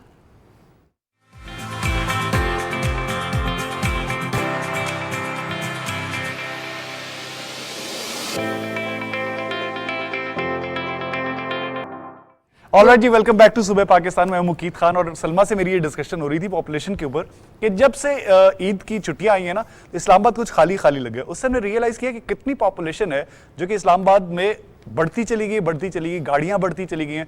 हर घर में 2-2, 3-3 गाड़ियां, क्योंकि हर किसी का अपना अपना काम है. तो अभी फाइनली जब ईद की छुट्टियां आई तो उस पर एकदम से इस्लामाबाद बड़ा खाली लगा है और हमें टोटल आधा घंटा लगा इतने दूर से स्टूडियो तक आने. अच्छा, लेकिन ये हमें रोड्स खाली नजर आती हैं, लेकिन जब हम किसी रेस्टोरेंट पे, शॉपिंग मॉल में जाते हैं लगता है सारा इस्लामाबाद अभी इधर ही बैठा हुआ है, कोई नहीं गया घरों को. लेकिन अच्छी बात ये जो असली ओरिजिनल पुराना इस्लामाबाद है ना, सिर्फ वही लोग यहाँ पे होते हैं, बाकी सारे चले जाते हैं.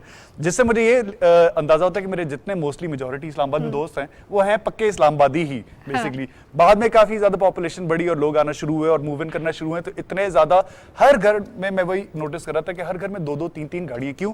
मैंने अपना जाना है, अब्बू ने अपना जाना है, अम्मी ने अपने किसी काम से जाना है, तो वो 3 गाड़ियां होनी जरूरी है, वरना घर पे फड्डे होंगे कि यार ये गाड़ी मेरी थी मुझे. लेकिन जब आबादियां हमारी फैलती हैं, शहरों में भी आबादियां बढ़ती हैं, तो उससे सिर्फ गाड़ियां रोड पे ज्यादा नहीं होती, और भी बड़े मसले होते हैं. उन्होंने कोई खाना पीना भी होता है, रहना सहना भी होता है. लेकिन उसका एक दूसरा एस्पेक्ट ये भी है मुकीद कि हमें यंग लॉट भी तो चाहिए, हमें नए लोग भी तो चाहिए जो हमारे मुल्क की तामीर और तरक्की में अपना हिस्सा डालें. लेकिन यंग लॉट सारा एक ही घर से ना निकले, बाकी फैमिलीज को भी मौका दें कि मतलब मिला जुला के हमारे पास यूथ आए. क्योंकि काफी लोगों ने इस तरह से लिया हुआ है कि नहीं बस ठीक है हमने तो यूथ पैदा करके रहनी है, तो वो 10, 15, 12 बच्चे नहीं, इतना आपको करने की अच्छा, कोई ये जरूरत वैसे मुकीत की बातों में आपने नहीं आना, मैं या मुकीत डिसाइड नहीं करेंगे कि कहाँ से हमें कितनी पॉपुलेशन चाहिए। इसके बारे में मेरा ख्याल है हमें एक्सपर्ट से बात करनी चाहिए। बिल्कुल। हेल्थ सर्विसेज एकेडमी से प्रोफेसर डॉक्टर फरीद मिदहत साहब हमारे साथ मौजूद हैं। डॉक्टर साहब, वेलकम टू द शो, कैसे हैं आप? अस्सलाम वालेकुम, ठीक ठाक अल्हम्दुलिल्लाह। नहीं। सर, ईद मुबारक, और आपने ईद के तीसरे दिन हमारे लिए स्पेयर किया। आपको भी ईद मुबारक। Thank you. और हम ये सोच रहे थे कि क्या आप भी इस दफा ईद पे ड्यूटी पे थे, बट देन वी रियलाइज कि आज भी आपने ईद के दिन ही टाइम निकाला है टू ये एजुकेट भी एक पीपल। तरह की टीचिंग है। हाँ, बिल्कुल। So welcome to the show sir. Thank sir, कुछ हम इसके पॉपुलेशन के हवाले से जानना चाहेंगे, और वो सवाल आपका था कि इतनी ज़्यादा जो आबादी बढ़ रही, जैसे मुकीत ने कहा, सबसे पहले तो इसका जवाब दे दें कि सारी पॉपुलेशन क्या हमें एक ही घर से चाहिए होती है, या ज़ाहिर है अब हम बिल्कुल पॉपुलेशन कंट्रोल के लिए ये तो नहीं कर सकते कि हम बिल्कुल कोई बैरियर लगा दें, हम कह दें कि भाई अब मज़ीद हमें यंग लॉट नहीं चाहिए। ज़ाहिर है हमें एक जवान खून भी चाहिए जो दिन रात मेहनत करे, मुल्क की तामीर व तरक्की की बात करते हैं, तो हमें नौजवान तबके की भी ज़रूरत है, क्योंकि जो पहले से पॉपुलेशन मौजूद है, ज़ाहिर है वो आइंदा 10 सालों के बाद जो है वो उसकी एज ऐसी नहीं रहेगी। कल जैसे जैसे हमने पॉपुलेशन का दिन भी मनाया कल, तो कल मैं एहसन इकबाल साहब का एक बयान देख रही थी, उन्होंने कहा कि हमारी जो 60% आबादी है वो 30 साल से कम उम्र की है, यानी कि हमारे पास नौजवानों की बहुत ज़्यादा तादाद है। तो इस पे अगर आप रोशनी डालें कि पॉपुलेशन को हम कैसे मैनेज करें। तो ये बिल्कुल सही है कि पाकिस्तान की आबादी एक यंग आबादी है और नौजवानों की तादाद बहुत ज़्यादा है। प्लस पॉइंट है डेफिनेटली, क्योंकि यही वो पॉपुलेशन का सेगमेंट है जो काम करते हैं, जो मुल्क को आगे ले जाते हैं, तरक्की करते हैं। लेकिन उसके लिए तालीम की जितनी ज़रूरत है वो बदकिस्मती से इतनी ज़्यादा हमारे यहाँ तालीम नहीं है। तो उसमें यह कि अगर हम कोशिश ये करें कि जो हमारी नौजवान आबादी है उसको तालीम की तरफ ले जाएं, टेक्निकल ट्रेनिंग हो जिसके ज़रिए कि वो मुल्क की तरक्की में कोई हिस्सा डाल सकें। बिल्कुल। लेकिन इसके साथ साथ जो आपने कहा ना कि एक ही घर से नहीं निकलना चाहिए, मेरा ख्याल है बहुत अच्छा एक पॉइंट है। आमतौर पे गरीब तबकों में आबादी बच्चों की तादाद ज़्यादा होती है और अमीर तबके पढ़े लिखे तबके में बच्चों की तादाद कम होती है। हालांकि अमीर तबके के और पढ़े लिखे लोगों के पास रिसोर्सेज ज़्यादा होती हैं अपने बच्चों को स्कूल भेजने की, पालने की, उनको गरीबों के पास ये नहीं होता। और वो जो पहले ज़माने का तस्वर था कि जी हर बच्चा आता है तो वो काम करता है, वो काफ़ी हद तक अब कम हो गया। हमें नज़र आते हैं बच्चे अभी भी काम करते हुए, लेकिन हमारे आइन के मुताबिक छोटे बच्चों से काम लेना जो वो गैर कानूनी है और उन बच्चों को स्कूल ही जाना चाहिए। तो डेफिनेटली हमें कोशिश इस बात की करनी चाहिए कि बच्चों की तादाद जो है वो एक मनसूबाबंदी के लिहाज से हो, जितनी हमारी रिसोर्सेज हों। और इससे भी ज़्यादा एक अहम बात मेरे जहन में ये है कि जो माँ जब एक बच्चे की पैदाइश के मराहिल से गुज़रती है तो उसकी सेहत पे बहुत ज़्यादा असर पड़ता है, ये कोई मामूली बात नहीं है। और उसके लिए बार बार जो अगर बच्चे होंगे उसके और वक्फ़ा भी कम होगा 2 साल से, तो उस खातून को खून की कमी और बहुत सारे मसाइल होंगे। तो उस खातून की सेहत बरकरार रखने के लिए भी ये ज़रूरी है कि हम जो है वो आबादी के मनसूबाबंदी के तरीक़ों को आम करें। डॉक्टर साहब, एक कॉन्सेप्ट है पाकिस्तान में भी और काफ़ी जगह पे देखा जाता है कि औलाद तो अल्लाह देता है, तो मतलब इसमें हमारा क्या रोकना शुकना। बट एक फैमिली प्लानिंग का एक अगर प्रॉपर तरीके से चले तो उन लोगों को क्या मैसेज देना चाहिए कि अगर लेट्स से सारे ही फैमिली प्लानिंग को फॉलो करें तो क्या ये हमारे लिए बेहतर नहीं साबित होगा एज ए नेशन? देखें, हम अगर इस लिहाज से सोचना शुरू करें तो रिस्क भी अल्लाह देता है। तो आप घर बैठ के रिस्क के अल्लाह से दुआ नहीं कर सकते, आपको मेहनत और कोशिश करनी पड़ेगी। बिल्कुल इसी तरह जो है औलाद जिसने आना है वो आएगी, लेकिन हमारा जो ख़ानदानी मनसूबाबंदी के तरीक़े कोई नए नहीं है, ये 1400 साल और उससे पहले से मौजूद हैं। और उसमें मेरे ख़्याल में कम अज़ कम, मैं तो स्कॉलर नहीं हूँ, लेकिन इस्लामी लिहाज से उस पर कोई पाबंदी नहीं है कि अगर आप ऐसे तरीके इस्तेमाल करें कि बच्चों की पैदाइश में वक्फ़ा है, तो वो मेरे ख्याल है कोई ऐसी बुरी बात नहीं है। और उसके डॉक्टर साहब, हम देखते हैं चाइना में या हम इवन यूरोप में भी देखते हैं कि जब अंडर पॉपुलेटेड हो गई उनकी नेशन तो उसके बाद उन्होंने अलाउ किया कि अब इवन यूरोप ने कहा कि हम आपको इंसेंटिव्स देंगे अगर आपके बच्चे पैदा होंगे। वहाँ पर एक सर्टेन टाइम तक, इसी तरह चाइना में हमने एग्जाम्पल देखी कि वहाँ पर जो है वो तादाद मुकर्रर कर दी गई थी, एक फैमिली के इतने बच्चे होने चाहिए। फिर एक वक्त ऐसा आया जब उनके पास जवान लोग ख़त्म हो गए जो उनकी मुल्क की तामीर और तरक्की के लिए अपना किरदार अदा करें। जैसे हमने कहा कि हमें जितने भी शोबे हैं वहाँ पर हमें यंग लॉट की ज़रूरत होती है, एनर्जेटिक लोगों की ज़रूरत होती है। क्या कोई ऐसी एग्जाम्पल है जो पाकिस्तान के लिए इम्प्लीमेंटेबल हो?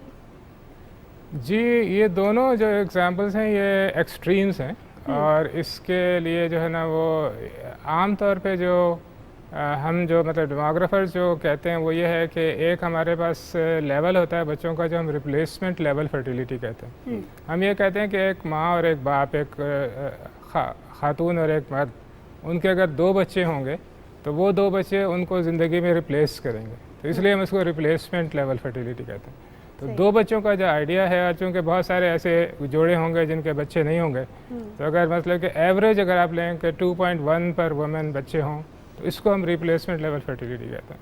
उससे ये होगा कि पॉपुलेशन ना बढ़ेगी ना कम होगी।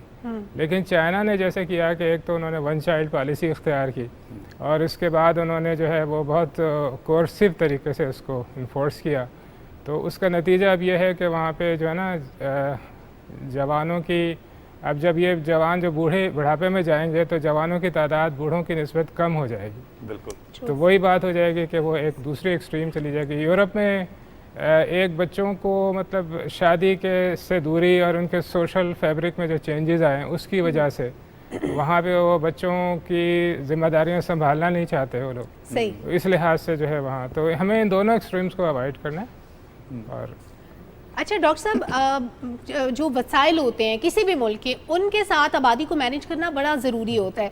पाकिस्तान को हम पीछे 10 या 20 साल अगर चले जाएं तो हम देखते थे कभी हम वीट एक्सपोर्ट करते थे, आज हमें इंपोर्ट करना पड़ती है। अब मकान जो हम देखते थे कि सिंगल स्टोरी होते थे, अब वो 6, 8, 10 मंजिला इमारतों की तादाद बहुत ज़्यादा बढ़ चुकी है क्योंकि ज़ाहिर पॉपुलेशन ग्रोथ ज़्यादा है। फिर उसके बाद जो गाँव से लोग शहरों में आते थे रोज़गार की तलाश में, उनकी तादाद भी ज़्यादा होगी। अब एम्प्लॉयमेंट की भी एक सर्टेन उसकी भी तादाद होगी कि आप इतने लोगों को रोज़गार दे सकते हैं, इतने लोगों को तालीम दे सकते हैं।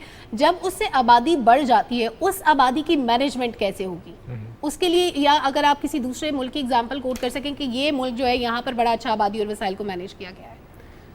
असल मैं पाकिस्तान की एग्जांपल दूंगा क्योंकि हमारे यहाँ आबादी का एक इस मसले के बारे में एहसास बहुत शुरू से ही मौजूद है। 1960 से पाकिस्तान पहला मुल्क था गालिबन इस रीजन में जिसने एक ख़ानदानी मनसूबाबंदी का प्रोग्राम शुरू किया, फैमिली प्लानिंग का। अनफॉर्चुनेटली वो इतना हम लोग तेज़ी से आगे नहीं बढ़े जितना हमारे नेबरिंग कंट्रीज़ बहुत आगे चले गए। इसके साथ साथ एक और जो प्रोग्राम था वो उन बच्चों को या उन एडल्ट्स को टेक्निकल एजुकेशन देना जिनकी तालीम फार्मली मुकम्मल नहीं हुई है, वो भी एक चीज़ थी। तो अभी इस वक्त भी हमारे पास ये ऑप्शंस मौजूद हैं कि क्योंकि जो इस वक्त 30 साल या उसके लगभग के जो अफराद हैं जिनकी तालीम बहुत ज़्यादा नहीं है, उनको अगर हमको टेक्निकल ट्रेनिंग दें और उनके लिए रोज़गार के मौके पैदा करें तो हमारे मुल्क में जो नौजवान हैं उनके पास बहुत ज़्यादा टैलेंट है। बिल्कुल। और गवर्नमेंट ऑफ पाकिस्तान ये कर भी रही है, लोगों के लिए स्किल्स प्रोग्राम शुरू किए गए हैं जो कि बड़े बेनिफिशियल हैं।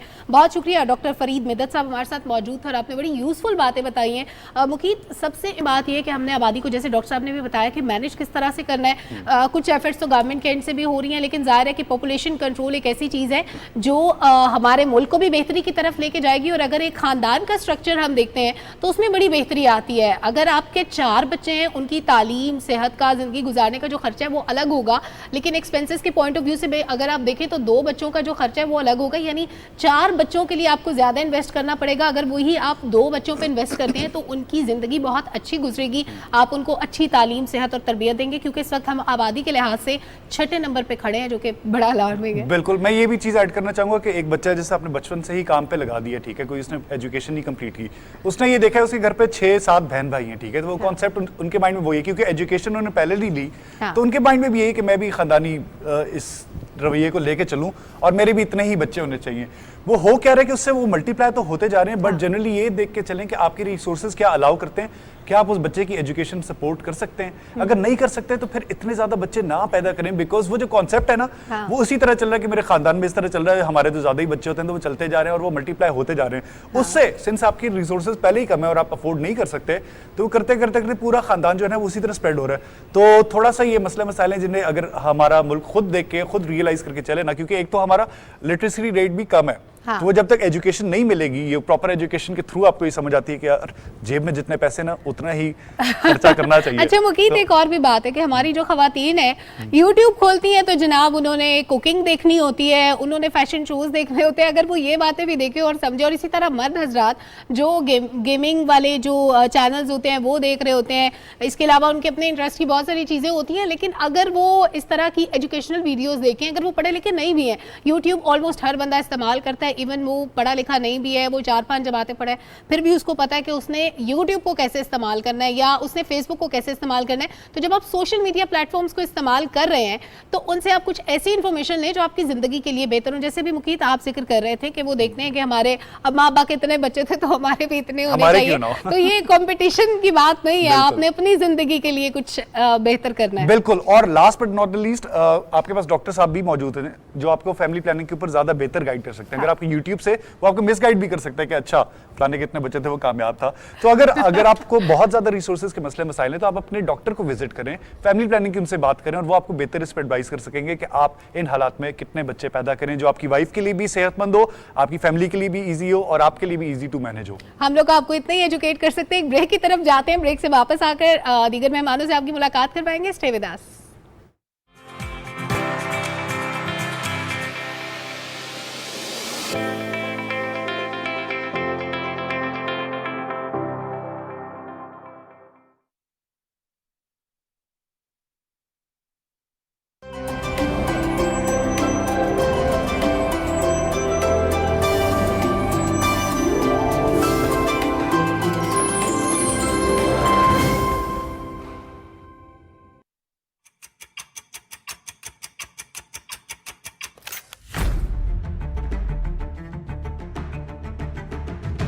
नया है जज्बा, नई है उमंग।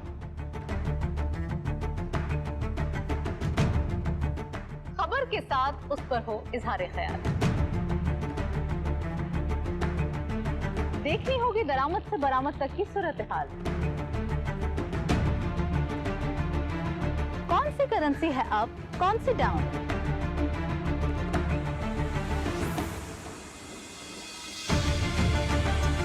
मौशी खुदनिसारी कैसे हासिल की जाए? रखते हैं नजर रियल एस्टेट से लेकर कमोडिटीज के उतार चढ़ाव तक। बिजनेस की होगी बात माहिरीन के साथ।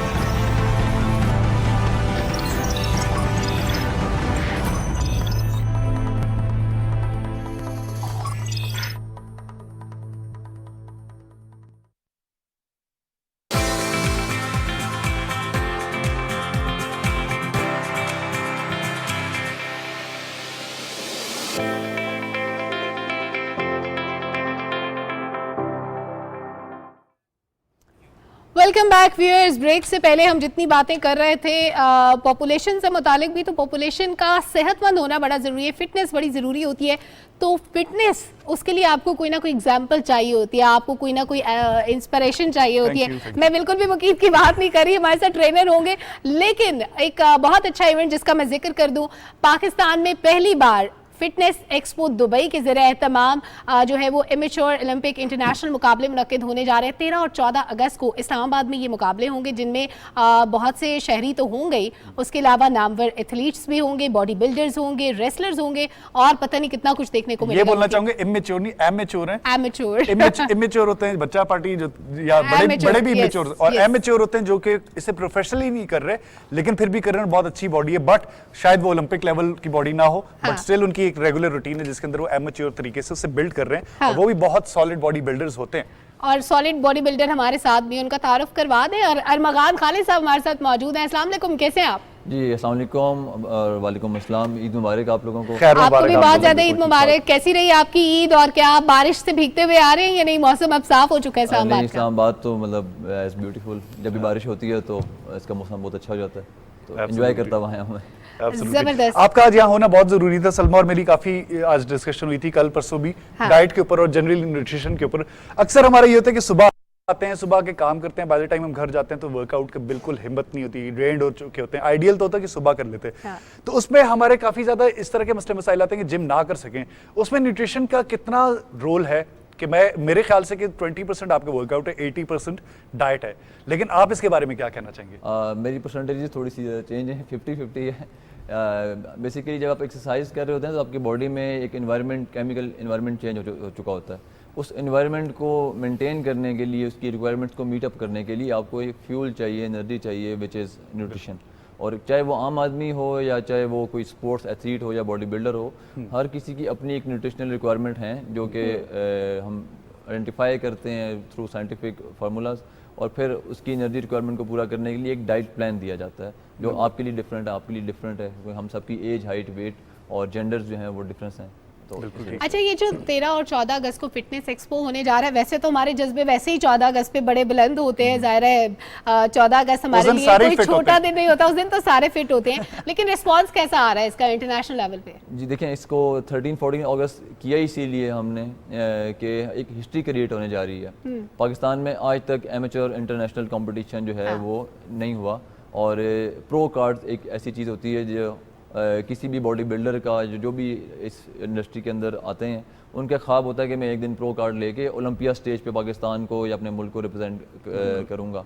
तो वो 9 प्रो कार्ड्स पाकिस्तान में पहली बार जो है ना वो इस कंपटीशन में दिए जा रहे हैं। और इसकी सिग्निफिकेंस ये है कि जितने भी हमारे पाकिस्तान के एथलीट्स हैं उनको बाहर के प्लेटफॉर्म से मौका नहीं मिल पाता अपना जो टैलेंट है वो उसको एग्जिबिट करने का। तो दिस इज़ द प्लेटफॉर्म कि आपके अपने घर में, जैसे कि वर्ल्ड कप अगर आप खेलना चाहें तो ये बॉडी बिल्डिंग का जो वर्ल्ड कप है, छोटा सा उसकी जो सिग्निफिकेंस है कि वो पाकिस्तान में इस्लामाबाद में हो रहा है, और 13-14 अगस्त को हिस्ट्री क्रिएट होने जा रही है। अच्छा, मुकीत उसमें पार्टिसिपेट कर सकते हैं इसको देख के? बिल्कुल कर सकते हैं, क्योंकि ये सिर्फ बॉडी बिल्डर्स के लिए नहीं है। बॉडी बिल्डर्स तो कंपटीशन कर रहे होंगे और वो इंटरनेशनल लेवल के एथलीट्स हैं। हमने साथ में एक फिटनेस एक्सपो भी प्लान की हुई है। इंटरनेशनली होता ये है कि जब कभी भी एक बॉडी बिल्डिंग शो होता है तो उसकी सराउंडिंग में जितने भी उस इंडस्ट्री से रिलेटेड, जितने भी उससे वाबस्ता जिनके कारोबार होते हैं, वो अपने अपने कारोबारों को वहाँ पर आके एग्जिबिट करते हैं, उसकी नुमाइश करते हैं और अपनी सर्विसेज लोगों आप इंटरेक्ट कर पाते हैं, जहाँ कस्टमर, बायर और जो सेलर है वो मिलते हैं और इंटरेक्ट करते हैं और अपनी सर्विसेज सेल करते हैं। तो ये एक प्लेटफॉर्म है, बहुत आइडियल प्लेटफॉर्म है। हम 30,000 to 40,000 का फुटफॉल एक्सपेक्ट कर रहे हैं इंशाल्लाह। मैं एक चीज़ जानना चाहूँगा कि प्रोटीन शेक्स जो होते हैं इस पे लोगों के काफ़ी आइडियाज़ जो हैं वो डिफरेंट होते हैं। लोग कहते हैं कि नहीं, आपकी सेहत के लिए इतना अच्छा नहीं है, आपकी किडनीज डैमेज कर रहा है, और प्रोटीन जो basically protein supplement post workout, pre workout जो आपके जितने भी होते हैं, तो उसके हवाले से थोड़ा सा जानना चाहूँगा कि लोगों का कॉन्सेप्ट क्लियर हो कि क्या इससे कोई नुकसान होता है आपके जिस्म को? जी, हमारी इंडस्ट्री में इसको फूड सप्लीमेंट इंडस्ट्री कहा जाता है, और जैसे कि नाम से जाहिर है कि एक सप्लीमेंट जो बेसिक आपकी डाइट है, जो आपकी बॉडी को डेली प्रोटीन्स चाहिए, आपकी अपनी बॉडी खुद भी प्रोटीन्स बना रही होती है और फिर जब डाइट नेचुरल डाइट ले रहे होते हैं उससे भी पूरा होता है। जहाँ पे कहीं पे कमी आप फील करते हैं वहाँ पे सप्लीमेंटेशन आपको हेल्प करती हैं, लेकिन अगर वो आपको किसी ऑथेंटिक ब्रांड से, ऑथेंटिक रिसोर्स से मिलें तो फिर इनकी सिग्निफिकेंस है, लेकिन वो भी सब्जेक्ट टू डॉक्टर्स और सर्टिफाइड ट्रेनर की रिकमेंडेशन के ऊपर या न्यूट्रिशनिस्ट की। अच्छा अरमगान, अभी जो ये जो एक्सपो होने जा रहा है इसके लिए कुछ नाम फाइनल हुए, कौन कौन आ रहा है? क्योंकि हमारे जो फिटनेस लवर्स हैं वो बहुत इंतजार कर रहे होंगे कि भाई कौन कौन पाकिस्तान आ रहा है। जी, रॉयली विंकलार अगर आप जानते हो या जो सुन रहे होंगे मुझे, जो बॉडी बिल्डिंग का पैशन रखते हैं वो सब जानते हैं कि रॉयली विंकलार वर्ल्ड नंबर 4 हैं वो। जब मिस्टर ओलंपिया कंपटीशन होते हैं कभी वो 4th प्लेस आते हैं, कभी 2nd प्लेस आते हैं, कभी 7th प्लेस आते हैं, तो वो पाकिस्तान आ रहे हैं। इसके अलावा टॉम कोलमैन है, वो भी आ रहे हैं, और रोनी कोलमैन है जो कि ऑल टाइम ग्रेट हैं, लेजेंड हैं बॉडी बिल्डिंग की हिस्ट्री के, टिल डेट जो हिस्ट्री है उनके साथ हम अभी बात कर रहे हैं। उनकी हेल्थ के कुछ इश्यूज़ हैं, अगर तो उनकी हेल्थ ने इजाज़त दी तो वो पाकिस्तान के लिए हमें कमिट कर चुके हैं। जबरदस्त, बिल्कुल ठीक। क्रिस गेथिन को किस तरह आपने रहने दी? क्रिस गेथिन मेरे लिए बड़ी इंस्पिरेशन है, जिनका DTP वर्कआउट उन्होंने इंट्रोड्यूस कराया था, तो वो मुझे लिटरली 8 वीक्स के अंदर जो डिफरेंस फील हुआ था ना अपनी बॉडी में एकदम से, वो एक बहुत एक बड़ा नाम है, मेरे लिए एक बड़ी इंस्पिरेशन है। मुकीत के बताने का मतलब ये है कि ये भी कुछ ना कुछ प्रैक्टिस करते हैं, इनको जरूर मौका मैं करता रहा हूँ। मुझे बैक इंजरी हुई थी स्क्वाट्स में, उसके बाद से मुझे बोला गया कि फिलहाल आप 2-3 महीने बिल्कुल आराम करें, तो उसके बाद से मैं रोज डिप्लीट हो रहा हूँ, रोज डिप्रेशन में जा रहा हूँ। खा वही अच्छी चीजें रहा हूँ, डाइट अच्छी रखी हुई है, बट ये कि फिर भी डिप्लीट हो रही है। You need a physiotherapist.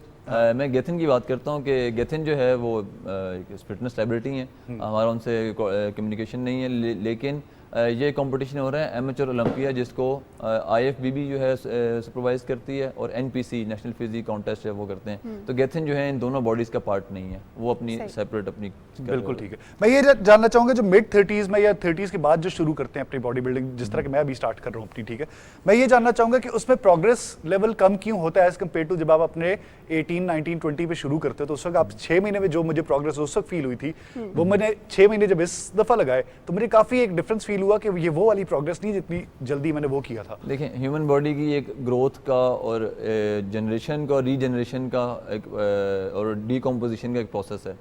जब आप 5 साल से लेकर 10 साल तक की आपकी बॉडी जिस तरह से ग्रो करती है, फिर 10 से लेकर 20 तक जिस तरह से ग्रो करती है, तो ये आपकी बॉडी हार्मोन्स के ज़ेर असर चल रही होती है।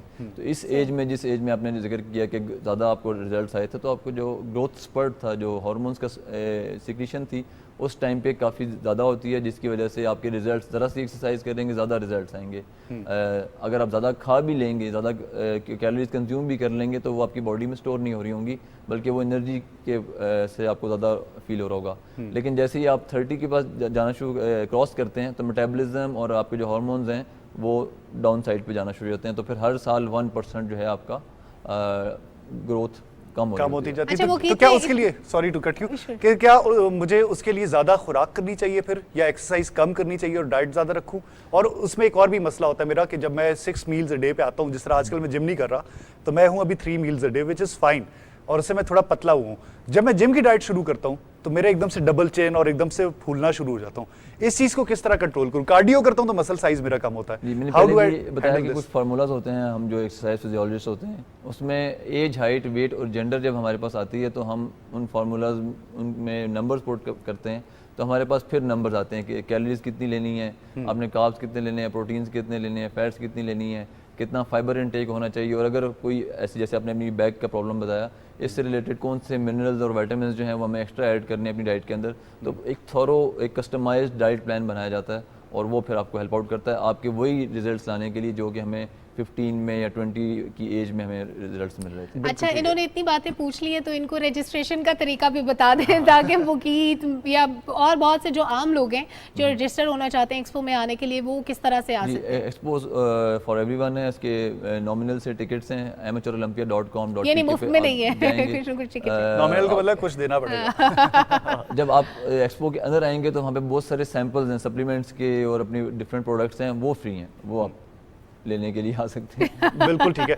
अच्छा, और क्या वहाँ पे फ्री एडवाइस भी मिल रही होगी, जिस तरह फ्री न्यूट्रिशन प्लान, इस तरह की चीज़ें जो कि जिस पे लोग बहुत चार्ज करते हैं? मैं भी सोच रहा हूँ कि मैं फाइनली किसी से न्यूट्रिशन प्लान लूँ, क्योंकि मेरा ये जो मसला है डबल चेन, जिम स्टार्ट किया तो डबल चेन आ जाती है और साइज अप हो रहा होता है, लेकिन मैं लीन नहीं रहता एनी मोर। अच्छा, मैंने आपको बताया कि ये प्लेटफॉर्म है जहाँ पे जितने भी फिटनेस से रिलेटेड जो लोग अपनी सर्विसेज प्रोवाइड करते हैं वो वहाँ मौजूद होंगे, और जिनको वो सर्विसेज चाहिए, जो कि कस्टमर्स हैं, क्लाइंट्स हैं, उनका इंटरेक्शन होगा। कुछ सर्विसेज वो फ्री ऑफ कॉस्ट दे रहे होंगे, कुछ वो अपनी फॉर प्राइस दे रहे होंगे। तो ये एक ऐसा प्लेटफॉर्म है जहाँ से बहुत सारी जॉब क्रिएशन शुरू होती है, जहाँ से आप इकोनॉमी को बूस्ट अप करते हैं, और फिटनेस इंडस्ट्री पाकिस्तान में लीस्ट नेगलेक्टेड जो है ना, कह लें कि और ये बड़ा अच्छा जो है वो एक इनेकाद किया जा रहा है, क्योंकि इससे पहले हमने कभी सुना नहीं कि इस्लामाबाद में हुआ हो। ये इंटरनेशनल लेवल पे तो हम सुनते थे, और जैसे आपने कहा कि निगलेक्टेड है, तो उसकी वजह शायद एक ये भी है कि हमारे लोगों में अवेयरनेस इतनी तो होती है कि हमें फिट रहना है, हमें क्या करना है, लेकिन एक्सपो के बारे में मेरा ख्याल है ज़्यादा नहीं सोचते लोग। जी बिल्कुल, ये देखिए एक डिप्राइव्ड सेगमेंट है ये इंडस्ट्री में, बार बार इंडस्ट्री का वर्ड यूज़ कर रहा हूँ कि पाकिस्तान में हेल्थ और फिटनेस इंडस्ट्री समझी नहीं जाती। मेरी जो स्ट्रगल है वो इसी चीज़ पे है कि हम यहाँ से बहुत सारी जॉब्स क्रिएट कर सकते हैं और कर रहे हैं। आप देखेंगे कि बहुत सारे फिटनेस ट्रेनर्स अब आपको नज़र आते हैं। आज से 10 साल पहले फिटनेस ट्रेनर्स का कोई कॉन्सेप्ट नहीं था। अब लग्जरियस जिम जो हैं वो आना शुरू हो गए हैं, जैसे कि कन्वेंशनल जिम्स को या फिटनेस सेंटर्स को उन्होंने रिप्लेस किया है। और इसी तरह से जैसे जैसे आप ये बिज़नेस सेटअप करते जाएंगे, जॉब्स क्रिएट होती जाएंगी, और इसी वजह से हम अपनी जो हेल्थ के स्टैंडर्ड्स और फिटनेस के स्टैंडर्ड है वो एलिवेट कर सकते हैं। अच्छा, फिटनेस को बेहतर करने के लिए ज़्यादातर लोगों की प्रेफरेंस होती है कि अगर जिम ज्वाइन करें तो ऐसा हो जो फुली मशीनरी से लोडेड हो। क्या ये ज़रूरी होता है? इसके फिटनेस से कोई ताल्लुक नहीं होता? आपका ट्रेनर अच्छा होना चाहिए जो आपको बेहतर गाइड कर सके? जिम घर के करीब होना चाहिए, मुझे तो ये लगता है। बिल्कुल ताकि बहाने ना करें कि आज नहीं जा सकते, करीब हो आप जाते हो। और ट्रेनर ऐसा हो जो घर से भी पकड़ के ले जाए, चलो भाई अच्छी बात ये, क्योंकि अगर आपके नज़दीक होगा तो आप मिस नहीं करेंगे। करेंगे। अगर आप थोड़ा सा भी रोज़ करें ना, 20 मिनट की भी एक्सरसाइज करें, और ज़रूरी नहीं है कि आप इक्विपमेंट के साथ करें। ये चीज़ें हम बॉडी वेट से रिलेटेड बताना चाह रहे हैं कि सिर्फ आपको जिम इक्विपमेंट की में जाके या जिम में जाके आप एक्सरसाइज नहीं कर सकते, आप घर पे कर सकते हैं। बहुत सारी फ्लोर एक्सरसाइजेज हैं, मैट एक्सरसाइजेज हैं, ब्रीदिंग एक्सरसाइजेज हैं, योगा के बहुत सारे पोस्चर्स हैं, और बहुत सारे इस फिजिकल एजुकेशन की जो टॉपिक्स हैं, जो जिससे एजुकेशन है वो हम देना चाह रहे हैं। लेकिन लोग सिर्फ उसको फिटनेस सेंटर तक ही महदूद रखा हुआ है। ऐसा नहीं है, फिटनेस आप खुद से भी मेंटेन कर सकते हैं, अपनी डाइट का ख्याल और अपनी एक्सरसाइज का ख्याल। अच्छा, बहुत ऑनर है कि आज आप यहाँ पे मौजूद हैं। तो आज मैं अपने पर्सनल एक सवाल पूछूं कि मैं जब गेम्स पे आता हूँ ना, कि मैं चाह रहा हूँ कि मेरा साइज अप हो मसल का, तो उस वक्त मेरा वही वेट जाहिर बात है बढ़ता है, क्योंकि डाइट भी ज़्यादा कर रहा हूँ, खा भी ज़्यादा रहा हूँ, जो कि शायद गलत हो। वेट नहीं बढ़ना चाहिए, साइज अप होना चाहिए। बट उसे केटर करने के लिए मैं फिर कार्डियो बहुत ज़्यादा बढ़ा देता हूँ, जैसे रनिंग शुरू कर देता हूँ, साइकिलिंग शुरू कर देता हूँ। उससे होता ही है मेरा मसल साइज भी साथ में गिरता है। तो क्या जिस दिन मैं स्ट्रेंथ ट्रेनिंग कर रहा हूँ उस दिन मैं साथ कार्डियो ना रखूँ, या कार्डियो कम कर दूं, या क्या करूं कि मसल साइज वही रहे और फैट चला जाए? और ये जो जितनी चीजें बता रहे हैं ना, ये सारे नुकसानात हैं सेल्फ ट्रेनिंग के। नहीं, लेकिन कॉन्सेप्ट क्लियर कर रहा हूं। अगर हमारे पास टाइम होता तो मैं बीइंग अ ट्रेनर पूछता कि आप क्या खा रहे हैं, जिसकी वजह से जो भी मतलब आपने मुझे अपनी लिस्ट ऑफ जो चीज़ें आप खा रहे हैं वो बताएंगे। उसमें मैं देखूंगा कितने कार्ब्स हैं जिसकी वजह से आप गेन कर रहे हैं। एक्स्ट्रा रिक्वायरमेंट मतलब इतनी रिक्वायरमेंट नहीं जितना आप एक्स्ट्रा इनटेक कर रहे हैं। कार्डियो करना दिल के लिए बहुत अच्छा है। अगर for sake of weight loss करेंगे तो वो एक टाइम वेस्ट है। दिल की हेल्थ के लिए कार्डियो बहुत ज़रूरी है और करना चाहिए। और फिर हम उसको काउंटर करेंगे अपनी एक्सरसाइजेस से। और भी एक्सरसाइजेस हैं वेट ट्रेनिंग में भी हैं कार्डियो के अलावा, और साथ में जो हम डाइट अपनी जो उसके अंदर इंटरवेंशन करेंगे उससे आपका मसल गेन भी होगा और वेट लॉस भी नहीं होगा। मसल अच्छा, लॉस ये नहीं तो होगा, मुझे फैट भी कम होगा। आप लोगों के दरमियान की जितनी कन्वर्सेशन थी, मैंने इसमें खवातीन का जिक्र नहीं सुना, तो मैं चाहती हूँ कि खवातीन भी देख रही होंगी। ज़ाहिर है अब तो फिटनेस ट्रेनर्स खवातीन भी होती हैं, वो भी बहुत पैशन रखती हैं और बड़ी डिफरेंट एबिलिटीज़ हमें उन लोगों में देखने को मिलती हैं। तो खवातीन के लिए क्या स्कोप है? क्या वो भी इस एक्सपो में आ सकती हैं? क्या उनके लिए भी कोई स्पेशल चीज़ है इसमें? जितनी एक्सरसाइज की ज़रूरत ख़वातीन को है ना, ख़ास तौर पे पाकिस्तान जैसे मुल्क में, मर्दों को इतनी ज़रूरत कुछ तो घर में ही हो जाती है भागते दौड़ते नहीं होती। नहीं, वो एक्सर्शन होती है, वो बिला वजह कि आप अपने आप को ड्रेन कर रहे हो, वो तो एक्सरसाइज में नहीं काउंट होता। फीमेल के बहुत सारे मेडिकल इश्यूज हैं जो कि जिनका हल सिर्फ और सिर्फ एक्सरसाइज है। कोई मेडिसिन नहीं, कोई आपको कोई सर्जरी नहीं, सिर्फ एक्सरसाइज से वो चीज़ें ठीक हो सकती हैं। तो अगर हम एज आ वो बिजनेस के पॉइंट ऑफ व्यू से देखें तो हमारा बहुत बड़ा क्लाइंटेल जो है वो फीमेल्स होती हैं, क्योंकि उनके इश्यूज ज़्यादा हैं और उनको इश्यूज का जो हल है वो भी फिटनेस ट्रेनर्स या फिटनेस इंडस्ट्री के पास ही है। बिल्कुल। तो अगर कोई स्पेसिफिक क्वेश्चन है तो बताएं, मैं इसका आंसर स्पेसिफिक क्वेश्चन ये कि वो ये कि वो मैं फीमेल्स के लिए नॉर्मली यही होता है कि वेट लॉस, खवातीन का वेट बढ़ना एक तो सबसे बड़ा मसला होता है, और दूसरा जैसे स्ट्रेस इश्यूज, और ज़ाहिर है एक बंदा अगर वर्किंग लेडी नहीं है, उसका ज़्यादा टाइम घर में गुजरता है, तो स्ट्रेस लेवल कुछ और होता है। मेरा और मुकीत की तरह हंसते खेलते तो दिन नहीं गुजर जाता। देखिए वेट गेन का जो और जो स्ट्रेस है ना, ये दोनों आपस में इंटरकनेक्टेड हैं। जितने स्ट्रेस लेवल आपके बढ़ेंगे तो उसमें एक हार्मोन है कोर्टिसोल, जिसकी वजह से आपका स्ट्रेस बढ़ रहा होता है, जिसकी वजह से या तो आप खाना छोड़ देते हैं या फिर आप ज़्यादा खाना शुरू कर देते हैं। बिल्कुल, स्ट्रेस ईटिंग। दोनों ही सूरतों में जब हार्मोनल चेंजेस आते हैं तो आपका वेट गेन होता है। उसको फिर एक्सरसाइज के थ्रू हम हार्मोन बैलेंस करते हैं, और साथ में डाइट और कुछ मेडिसिन हैं जिसकी वजह से आप अपने हार्मोन्स को और वेट लॉस को बैलेंस कर रहे होते हैं। अच्छा, हाउसवाइफ्स जो होती हैं उनका ज्यादा कॉन्सेप्ट होता है कि हम सुबह से लेकर घर के काम ही कर रहे हैं, हमने ये किया वो किया, सफाइयां की, और उनको लगता है कि पोछा लगाने से एक्सरसाइज भी हो जाती है। तो वो काउंट ऐसे ही करते हैं। आज एक्सर्शन बहुत ज्यादा हो गई, तो क्या इसे जिम के तौर पे काउंट करेंगे, या मेरे ख्याल से ज्यादा स्ट्रेसफुल करते हैं कि एक्सरसाइज एक स्ट्रक्चर्ड और एक कैलकुलेटेड डिसिप्लिन जो है वो एक रूटीन होती है। अगर हम डेली बेसिस पे जो भी काम करें वो हमारे डेली फंक्शंस हैं। हम एक्सरसाइज इसलिए करते हैं कि हम अपने डेली लाइफ के कामों को सही तरीके से परफॉर्म कर सकें। और अगर हम एक्सरसाइज करने के बाद इतने फिट हो जाएं कि जो नॉर्मल जो डेली लाइफ के काम है उससे हमें कोई अनड्यू फटीग या कोई वो प्रॉब्लम ना आए वो करते हुए, तो ये फिटनेस का असल जबरदस्त। बहुत शुक्रिया अरमगान, आपने इतनी अच्छी अच्छी बातें बताई और आपके भी सारे क्वेश्चंस का आंसर हो गया। अभी तो सारी बातें इन्होंने पूछी। मुझे लगता है मुझे और अरमगान को एक प्राइवेट सेशन भी करना चाहिए। बिल्कुल, इसके बाद सवाल अभी भी इतने बाकी हैं। थैंक यू वेरी मच अरमगान, आपने इतना टाइम दिया। और हम फिटनेस की बात कर रहे थे, तो फिटनेस अच्छी जिंदगी गुजारने के लिए जरूरी होती है। जब आप अच्छे नजर आते हैं तो फिर आपको बहुत सी अपॉर्चुनिटीज भी मिलती है, बहुत बहुत कुछ अच्छा देखने को मिलता है और अच्छा खाने को भी मिलता है, लेकिन उस पर आपने हाथ जरा खींच के रखना होता है। बिल्कुल, ये क्या कौन रही है? इन्होंने स्पेशल सवाल किया था हमारे न्यूट्रिशनिस्ट से कि वो गोश्त जो है कितने अरसे बाद खा सकते हैं। डीफ्रॉस्ट हो गया, लाइट अरे चली अगर 2 गई दिन में नहीं खा सकते तो फिर कितने तब दिन खा में जाओ। खा सकते? 3-4 महीने में खा ले, मतलब अगर 5 किलो 7 किलो। तो मेरा ख्याल है कि हम जहाँ फिटनेस की बात करें तो उन चेहरों का भी जिक्र करना चाहिए जो कि अभी स्ट्रगलिंग फेज में नहीं। मैं आपकी बात बिल्कुल हाँ, नहीं करी, struggle से हमारे निकल अगले मेहमान की बात कर रही हूँ कि जो उभरते हुए सितारे हैं, अपना नाम बना रहे हैं अदाकारी की इंडस्ट्री में और कुछ ड्रामास में भी काम कर चुके हैं। जरा अपने नाज़रीन को एक क्लिप दिखाते हैं कि उन्होंने क्या काम किया है और उसके बाद वो हमारे साथ मौजूद होंगे। तू क्या कर रहा है यहाँ पे? कहाँ से गाइस वेलकम बैक। बहुत ही टैलेंटेड एक्टर हैं जो कि अपना नाम बना रहे हैं। कराची मूव किया है इन्होंने और बहुत सारे ड्रामास में काम करना शुरू किया। आज हमारे साथ स्टूडियो में मौजूद हैं Hamza Khan. Hamza, welcome to the show. अस्सलाम वालेकुम, ईद वालेकुम मुबारक। सलाम। ईद मुबारक, खैर मुबारक। कैसी गुजरी आपकी ईद अच्छी गुजरी है। ईद चाहे छोटी हो या बड़ी हो, अच्छी ही इसलिए गुजरती है ईद होती क्योंकि है। ज्यादा मैं कराची में होता हूँ, तो ईद पे ही मुझे इस्लामाबाद आना होता है। एक फैमिली के साथ गैदरिंग होती है, तो ईद अच्छी गुजरती है। हमजा, मुझे बताओ, इस्लामाबाद से कराची मूव करना 180 डिग्री शिफ्ट है एक लाइफ का, कि यहाँ पे कोई और टेम्पो में चल रहे हैं, यहाँ अम्मा अब्बा का प्यार होता है, साथ लाड होता है, उधर एकदम से अपार्टमेंट्स की लाइफ कुछ और होती है जो कि मैंने भी जी के देखी है। कैसा डिफरेंस फील हुआ? The hardest toughest journey of your life is media. तो मैं वो बस एक स्ट्रगलिंग पीरियड है और बहुत ज़्यादा अप्स एंड डाउन्स वगैरह आपको तो ज़्यादा पता है, बिल्कुल आती रहती हैं, लेकिन एट द एंड आप अचीव कर लेते हो अगर आप फोकस हो। एज एन एक्टर आपको कोई डिफिकल्टी फील हुई वैसे जनरली कराची मूव करना और किसी को ना जानना वहाँ पे और फिर ऐसे ऐसे अपने आप को मनवाना? कि मैं सबको अल्लाह का कर- बहुत करके शुक्र अदा करता हूँ कि मुझे जो टीम मिली, मुझे जो लोग मिले, वो बहुत ही कोऑपरेटिव थे, बहुत ही अच्छे थे। उन्होंने कभी मुझे ऐसा फील नहीं होने दिया कि मैं आउट ऑफ सिटी हूँ। तो बहुत अच्छा मेरा एक्सपीरियंस हो, मेरा बहुत अच्छा रहा। अच्छा, मुकीत आपको पहले से जानते हैं तो मुझे पता है मुकीत ने मुझे ज़्यादा नहीं बोलने देना, लेकिन एक चीज़ का अगर मैं जिक्र ना करूं तो बड़ी ज़्यादती होगी। एक वक्त था, पीटीवी की एक लेगेसी रही है, हमेशा से लोगों का ख्वाब होता था कि पीटीवी के ड्रामा में काम करें, लेकिन जाहिर है सबको मौका नहीं मिल सकता, महदूद मौके होते हैं और लोगों की तादाद ज़्यादा होती है। बहुत से लोग इंडस्ट्री को ज्वाइन करना चाहते हैं, तो प्राइवेट प्रोडक्शन हाउसेस जो हैं उन्होंने इस मुश्किल को काफ़ी हद तक सॉल्व भी कर दिया। अभी जो हम देख रहे थे आपके ड्रामे का क्लिप बड़ा ज़बरदस्त था, तो आपके लिए एक्सपीरियंस कैसा रहा कि आपको बहुत ज़्यादा स्ट्रगल करनी पड़ी? आपका पैशन था, इसको आपने कैसे अचीव किया? ड्रामा इंडस्ट्री में कदम कैसे रखा आपने? मेरे एक बहुत ही मेरे मेंटोर भी हैं, मेरे टीचर भी हैं और बहुत अच्छे अदाकार हैं, इमरान अशरफ। बिल्कुल। तो मेरे फैमिली फ्रेंड हैं, मेरे कज़न भी हैं और उन्होंने मुझे एक प्रॉपर तरीके से उन्होंने मुझे गाइड किया।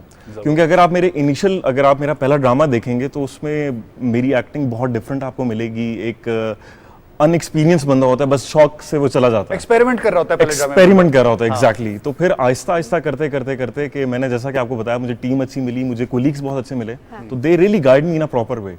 तो उसकी वजह से आज अल्लाह का शुक्र है कि बहुत बेहतर। मैंने कल आपके क्लिप्स वगैरह देखे तो माशाल्लाह बहुत नेचुरल हो। इवन आपके जो रिएक्शंस थे वो छोटे मोटे, जो मैंने जब देखा तो मैंने कहा बहुत thank you। बॉय जो है ना यहाँ से यहाँ पहुंच गया माशाल्लाह, तो बहुत नेचुरल चल रहे हैं। और कुछ लोग होते हैं जिन्हें इस तरह की गाइडेंस से इतने लकी नहीं होते कि इमरान अशरफ से गाइडेंस मिल रही हो। बिल्कुल, बिल्कुल। वो लोग किस तरह करें? लाइक मैं 4 दफा कराची होके आ चुका हूँ, अपना घर बार छोड़ के मैं गया था कि एक्टर बनूंगा। कराची भाग के आ जाता हूँ मैं वापस कि यार ये थोड़ा मुश्किल जिंदगी है। सर अब देखें, डिफरेंट प्रोडक्शन हाउसेस हैं और एड एजेंसीज वगैरह हैं। आप जाएं वहाँ पे जाके अपना ऑडिशन वगैरह रिकॉर्ड करवाएं। उसके बाद फिर एक होता है कि आपको ना थोड़ा कंसिस्टेंट रहना पड़ता है, आपको उन्हें याद कराना पड़ता है कि आई एम इन कराची। मैं सिर्फ ऑडिशन देके वापस नहीं आ गया, मैं वहीं पर हूँ। तो आहिस्ता आहिस्ता करते करते इंशाल्लाह। और ये देखे ना, लोग ऑडिशन देके वापस आ जाते हैं, फिर कहते हैं मुझे काम नहीं मिला। अरे बहुत अच्छे सिंगर हैं, बहुत अच्छे एंकर हैं, बहुत अच्छे गाते एक्टर भी ईद शो में हैं। गाया भी था, कल ही तो हमारा ईद शो था जिसमें आपने गाना भी गाया था मुझे। हाँ बिल्कुल बिल्कुल। लेकिन हमजा यही वाली बात कि जब ऑडिशंस दे दिए और वेट करते रहो और कोई कॉल नहीं आ रही ना, तो 6 महीने बैठ के फिर इवेंचुअली एक डिप्रेसिंग पॉइंट आ गया था मेरे को कराची में कि ये शहर मुझे एक्सेप्ट क्यों नहीं कर रहा। मैंने कोई आई थिंक कोई 15-16 प्रोडक्शन हाउस जो कि टॉप नॉच थे, मैं छोटे प्रोडक्शन हाउसेस गया ही नहीं, सारे जो बड़े प्रोडक्शन हाउसेस थे उधर जाके ऑडिशंस दिए। फाइनली जब मेरे ड्रामास भी आ चुके थे तो अब मेरे पास ये लेवरेज था कि मैं अपने क्लिप्स भेजता था कि ये हूँ मैं। और तो इस सब इस अच्छा स्टोरी response का मिल रहा था। मुकीत मॉरल ये था कि आपने डायरेक्ट छलांग नहीं लगानी होती, step by step Step by step भी। पहले छोटे प्रोडक्शन हाउस से फिर बड़े में जाना होता है ऑडिशन के लिए, राइट? एग्जैक्टली। अच्छा, मैं आपको एक मज़े की बात बताता हूँ कि मैंने जब अपना पहला ड्रामा किया, वो एक थी मिसाल था हम टीवी के साथ। उसके बाद 5 महीने तक मुझे काम नहीं मिला।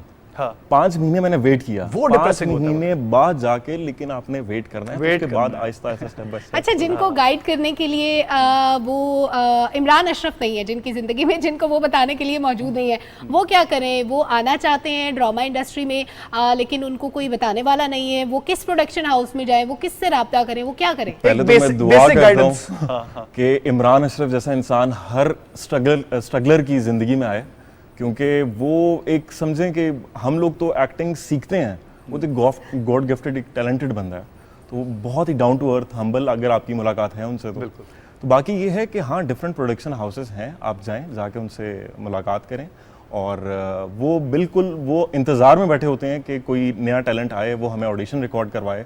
तो ये अक्सर तंग भी आ रहे होते हैं कि फिर यार सर ये एक ऐसी फील्ड है जो हम खुद अपने लिए चूज करते हैं। हाँ। एट द एंड हम हमजा, खुद ही डिसअपॉइंट होकर बैठ जाते हैं कि मैं- नहीं यार, नहीं करना। हमजा, मैं और मुकीद जो भी चीज़ें करते हैं वो तो लाइव होती हैं, लेकिन वो रीटेक्स वाला जो एक्सपीरियंस होता है ना, वो हमारा नहीं है। ड्रामा में रीटेक्स होती है, और सबसे इंटरेस्टिंग बात मुझे क्या लगती है, अगर थप्पड़ मारने का सीन है और उसकी 8-10 रीटेक्स करनी पड़ जाए, तब क्या होता है? मेरे साथ ये इंसिडेंट हो चुका है, और मैं एक जियो का कर रहा था, उम्मीद के नाम से ड्रामा था, सही। उसमें सिद्रा ने मुझ पे थोड़ा सा हाथ साफ कर दिया था। तो वो डायरेक्टर ना, पहले तो वो जान के उन्होंने कहा कि नया लड़का है, चलो देखते हैं। वो एक दफा, वो मैंने कहा ठीक है चलें दोबारा करते हैं। वो कोई 4 दफा मैंने इस गाल पे चपेटें खाई, आपने गाल चेंज भी नहीं किया, मतलब आप इतने मासूम थे कि गाल में 5-6 थप्पड़ खा लिए। वो कंटिन्यूटी कंटिन्यूटी में आ गया वो था अगर मेरा आप गाल, एक पे और खाया, उनका- आप बार-बार उधर ही खाओगे। अच्छा, मुझे ये बताएं कोई फनी वाकया जो कि आपके ओवरऑल एक्सपीरियंस में रहा हो, क्योंकि इसमें स्ट्रगल तो बहुत है, डार्कनेस बहुत ज्यादा होती है कि आपके जो अकेले टाइम गुजरता है, जिस तरह आपने मेंशन किया 5 महीने आपके जो तन्हाई में गुजरे एक ड्रामे के बाद, मेरे 3 साल गुजरे इस तरह, ठीक है, तो बड़ा डिप्रेसिंग होता है ये इंसान के लिए। उसके अलावा कोई फनी चीजें जो होती हैं, कुछ मेमोरीज होती हैं जो आपकी सेट्स पे बनती हैं, और आप उन्हीं को रीलिव कर रहे होते हो कि ऐसी मेमोरीज मुझे फिर से चाहिए। कोई फनी मेमोरीज जो आप शेयर कुछ करें? हमारे एक्टर्स वगैरह हैं जो कि बहुत अच्छे एक्टर्स भी हैं, लेकिन वो सेट के ऊपर प्रैंक भी बहुत ज़्यादा कर देते हैं। अच्छा। तो इस तरह काफ़ी दफ़ा मेरे साथ हुआ कि एक सीनियर एक्टर थे, मैं उनका नाम नहीं लेता। नहीं ले तो जब नहीं, सीनियर्स की कोई भरम रहने देते हैं। अब तो आप भी senior actor हैं, तो अब आप ले सकते हैं। लेना कोई बात नहीं। मेरा उनके साथ सीन था, वो मेरे वालिद का कैरेक्टर प्ले कर रहे थे, तो हमारी काफ़ी अच्छी इंटरेक्शन हुई, हमारा 1-2 हमारे सीन्स हो गए। तीसरे सीन में वो एकदम ना सीन के बीच में खड़े हो गए। नहीं यार, मैंने इसके साथ सीन ही नहीं करवाना, मैंने करवाना ही नहीं है इसके साथ, मैं सेट छोड़ के जा रहा हूँ। मैं ओए टांग काम जाती है यार ये क्या कर क्या रहे हैं? मैंने कहा सर हुआ क्या, अभी 2 सीन तो बहुत अच्छे हुए हैं, मैंने करवाना ही नहीं है। वो थोड़ा सा आगे गए हैं, तो उसके बाद ना जाके जब मैं डायरेक्टर ने कहा क्या हुआ क्या, मैंने कहा सर मैं तो आपके सामने बैठा हुआ था। कहते हैं आप जाके बात तो करें। मैं जरा पीछे गया हूँ, तो वो किचन में जाके ना आंख मार, कहते हैं यार भूख लगी है, पहले कुछ खा लेते हैं उसके बाद सीन करवाते हैं। मैंने कहा सर आपने तो मेरी भूखी उड़ा दी है। अच्छा, एक्ट्रेस के बारे में वैसे कहा जाता है कि वो हर वक्त किसी ना किसी कैरेक्टर में होते हैं, आप कभी जज नहीं कर सकते कि ये हम असली वाले हमजा को देख रहे हैं किसी कैरेक्टर में। ये बात, लेकिन इस वक्त जो हमजा आपके सामने है वो बिल्कुल नेचुरल है, बिल्कुल नेचुरल है। और वैसे ज्यादातर मोड कौन सा होता है आपका? 3 मोड हमारे जो एक्टिंग के होते हैं, एक फनी होता है, एक क्या उसे कहते हैं, एक नेगेटिव गुस्से वाला होता है, एक नेगेटिव होता है, सिंपल। अच्छा, झूठ मतलब मूठ में जब हैप्पी रोना सोचा ही पड़ता नहीं है, कभी? हैप्पी तो सर हमारे जितने अगर आप प्रोजेक्ट्स वगैरह देखें तो वो स्टार्टिंग में हैप्पी होते हैं, एंड पे जाके वो फिर ऐसी स्टोरी सैडनेस करते जो है ना, हैं, सैडनेस बिकती है समाव। जब गम आप दिखाते हो ना, तो गम पे लोग जरा टची हो जाते हैं कि Touchy यार हो अब जाते हमने हैं। और वो जो रोने धोने वाले सीन होते हैं, उसमें आपको रोना आता है या आपको भी Curine इस्तेमाल आर्टिफिशियल करनी पड़ती है? टीयर्स इस्तेमाल अच्छा करनी सच बताऊं तो सीन पे डिपेंड करता है। हाँ। कि वाकई अगर सीन बहुत ही दिल के पास है, या कोई इस तरह की सिचुएशन पास्ट में आपके साथ गुजर चुकी है, तो वाकई नेचुरली आ जाते हैं। कभी नेचुरली आप रोए हो किसी सीन पे? मैं रोया हूँ। मेरा हमारे एक साथ जेल का share करें, सीक्वेंस क्या था, था? उसमें मैं रोया था, उसमें मैं रोया। इसमें ये भी बहुत मैटर करता है कि आपके साथ जो को एक्टर्स हैं उनकी एनर्जी बड़ी मैटर करती है। तो बहुत अगर matter तो करती है। उनमें कोई भी फेक चल रहा है ना, तो आप नहीं रो सकते, नहीं आंसू रो नहीं सकते, आते, आप आप कहते नहीं क्यूरिन ले आओ। लेकिन और सर अगर वो हमारे पास इतने अच्छे एक्टर्स हैं कि अभी जिस तरह हम लोग एक लाइवली बातचीत कर रहे हैं, हंस रहे हैं, खेल रहे हैं, तो वो ऑल ऑफ सडन वो रोना स्टार्ट हो जाएंगे, और वो नेचुरली इतना अच्छा रोते हैं कि आप सबसे जैसे अच्छा कौन रोता है वैसे नेचुरली? हमारी बहुत सी अच्छी एक्ट्रेस हैं, कोई अगर आप नाम लेंगे, Best अगली रोंदू दफा award आपको किसे शो में देंगे? इनवाइट करेंगे। बेस्ट रोंदू अवार्ड किसे आप देंगे? बेस्ट रोदो ये अब थोड़ा सा मैंने वापस भी जाना है, मैं रिपीट नहीं आया हूँ। क्योंकि अकेले में सारे एक्टर ही रोते हैं कि आजकल प्रोजेक्ट जो है अच्छा, ना, रिपीट ऐसे में हम करने इसको वैसे एडिट कर लेंगे, आप बता दें बस, नाम ले ले कौन ज्यादा अच्छा कौन नहीं रोता नहीं है। कभी कंफर्टेबल। अल्ताफ है, बहुत अच्छा, वो बहुत अच्छी एक्ट्रेस हैं, बहुत अच्छा बहुत रोती अच्छा रोती है। हैं। और हिबा बुखारी हैं, अगर आप देखें ये हिबा मुझे लगता है आपको एज अ फ्रेंड नहीं एक्सेप्ट करेंगे, जितने आपने उनके सीक्रेट्स खोले ना आज। Hiba, I am sorry. Hiba ये सुन रही है, ये देखें स्टार हिबा बहुत अच्छी एक्ट्रेस है। नहीं डेफिनेटली अच्छा रोती है, ये अच्छा अच्छे एक्टर की पहचान है ये कि आपको क्यूरीन वगैरह की टाइप की चीजों की ना जरूरत पड़े और आपके नेचुरल आंसू आए, बट एनर्जी बहुत मैटर करती है। जिस तरह आपकी एनर्जी मैंने देखा है कि आप पास कर रहे होते हैं सारे एक्टर्स को, और उसमें कुछ एक्टर्स ठंडे मैंने आपके साथ चलते देखे, बट आपकी एनर्जी स्पॉट ऑन थी।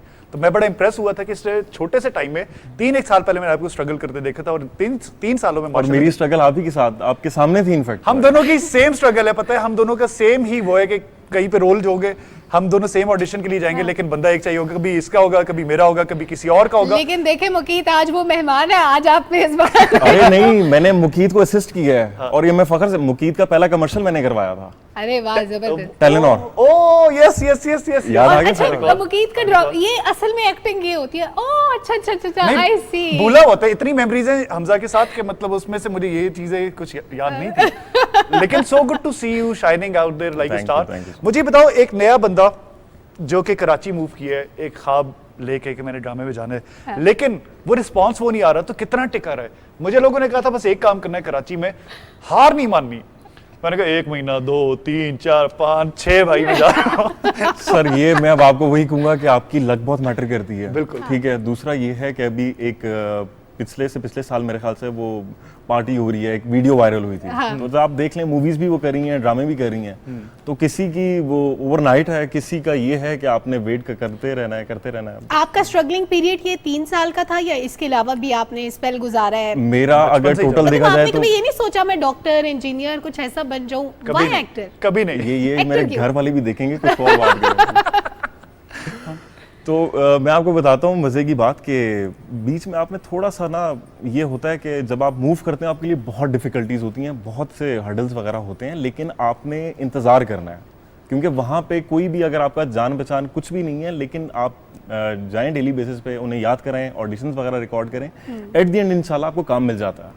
अच्छा, अभी मैं नाम नहीं लूँगी, वैसे तो एडवर्टाइजमेंट हो जाती है, लेकिन 1-2 प्रोडक्शन हाउसेस अच्छे ऐसे भी हैं जो इस्लामाबाद शिफ्ट हो गए हैं। तो पहले जैसे मुकीत ने बताया कि मुझे कराची जाना पड़ता था, अभी इस्लामाबाद में भी रहते हुए लोगों को अपॉर्चुनिटीज मिल सकती हैं? बिल्कुल मिल सकती हैं, लेकिन एट द एंड के जितने आपके प्रोडक्शन हाउसेज हैं, जितने प्राइवेट चैनल्स हैं, they all are in Karachi, so you have to. लेकिन अभी शिफ्ट हो गए ना, जैसे बड़े प्रोडक्शन हाउसेज हैं। अब मैं नाम इसलिए नहीं ले रही कि भाई पेड प्रमोशन होती है, मुफ्त में नहीं होती। बिल्कुल ऐसा ही है, लेकिन मैं आपको वही कहूँगा, जितने बड़े हैं उनमें से बहुत बड़ों में से सिर्फ एक बड़ा चैनल यहाँ पर आया, बिल्कुल, बाकी सारे बड़े चैनल्स वहीं पर। और मैं उस दिन ये सोच रहा था कि आप एक प्रोडक्शन हाउस के ऊपर अपनी पूरी जिंदगी का होप लेके बैठ जाना, प्रोबेबिलिटी कम है। अगर आप मल्टीपल 10-15 के अंदर रिलाई करोगे तो आप कहीं ना कहीं आपको रोल्स मिलते रहेंगे, स्क्रीन प्रेजेंस ज्यादा रहेगी।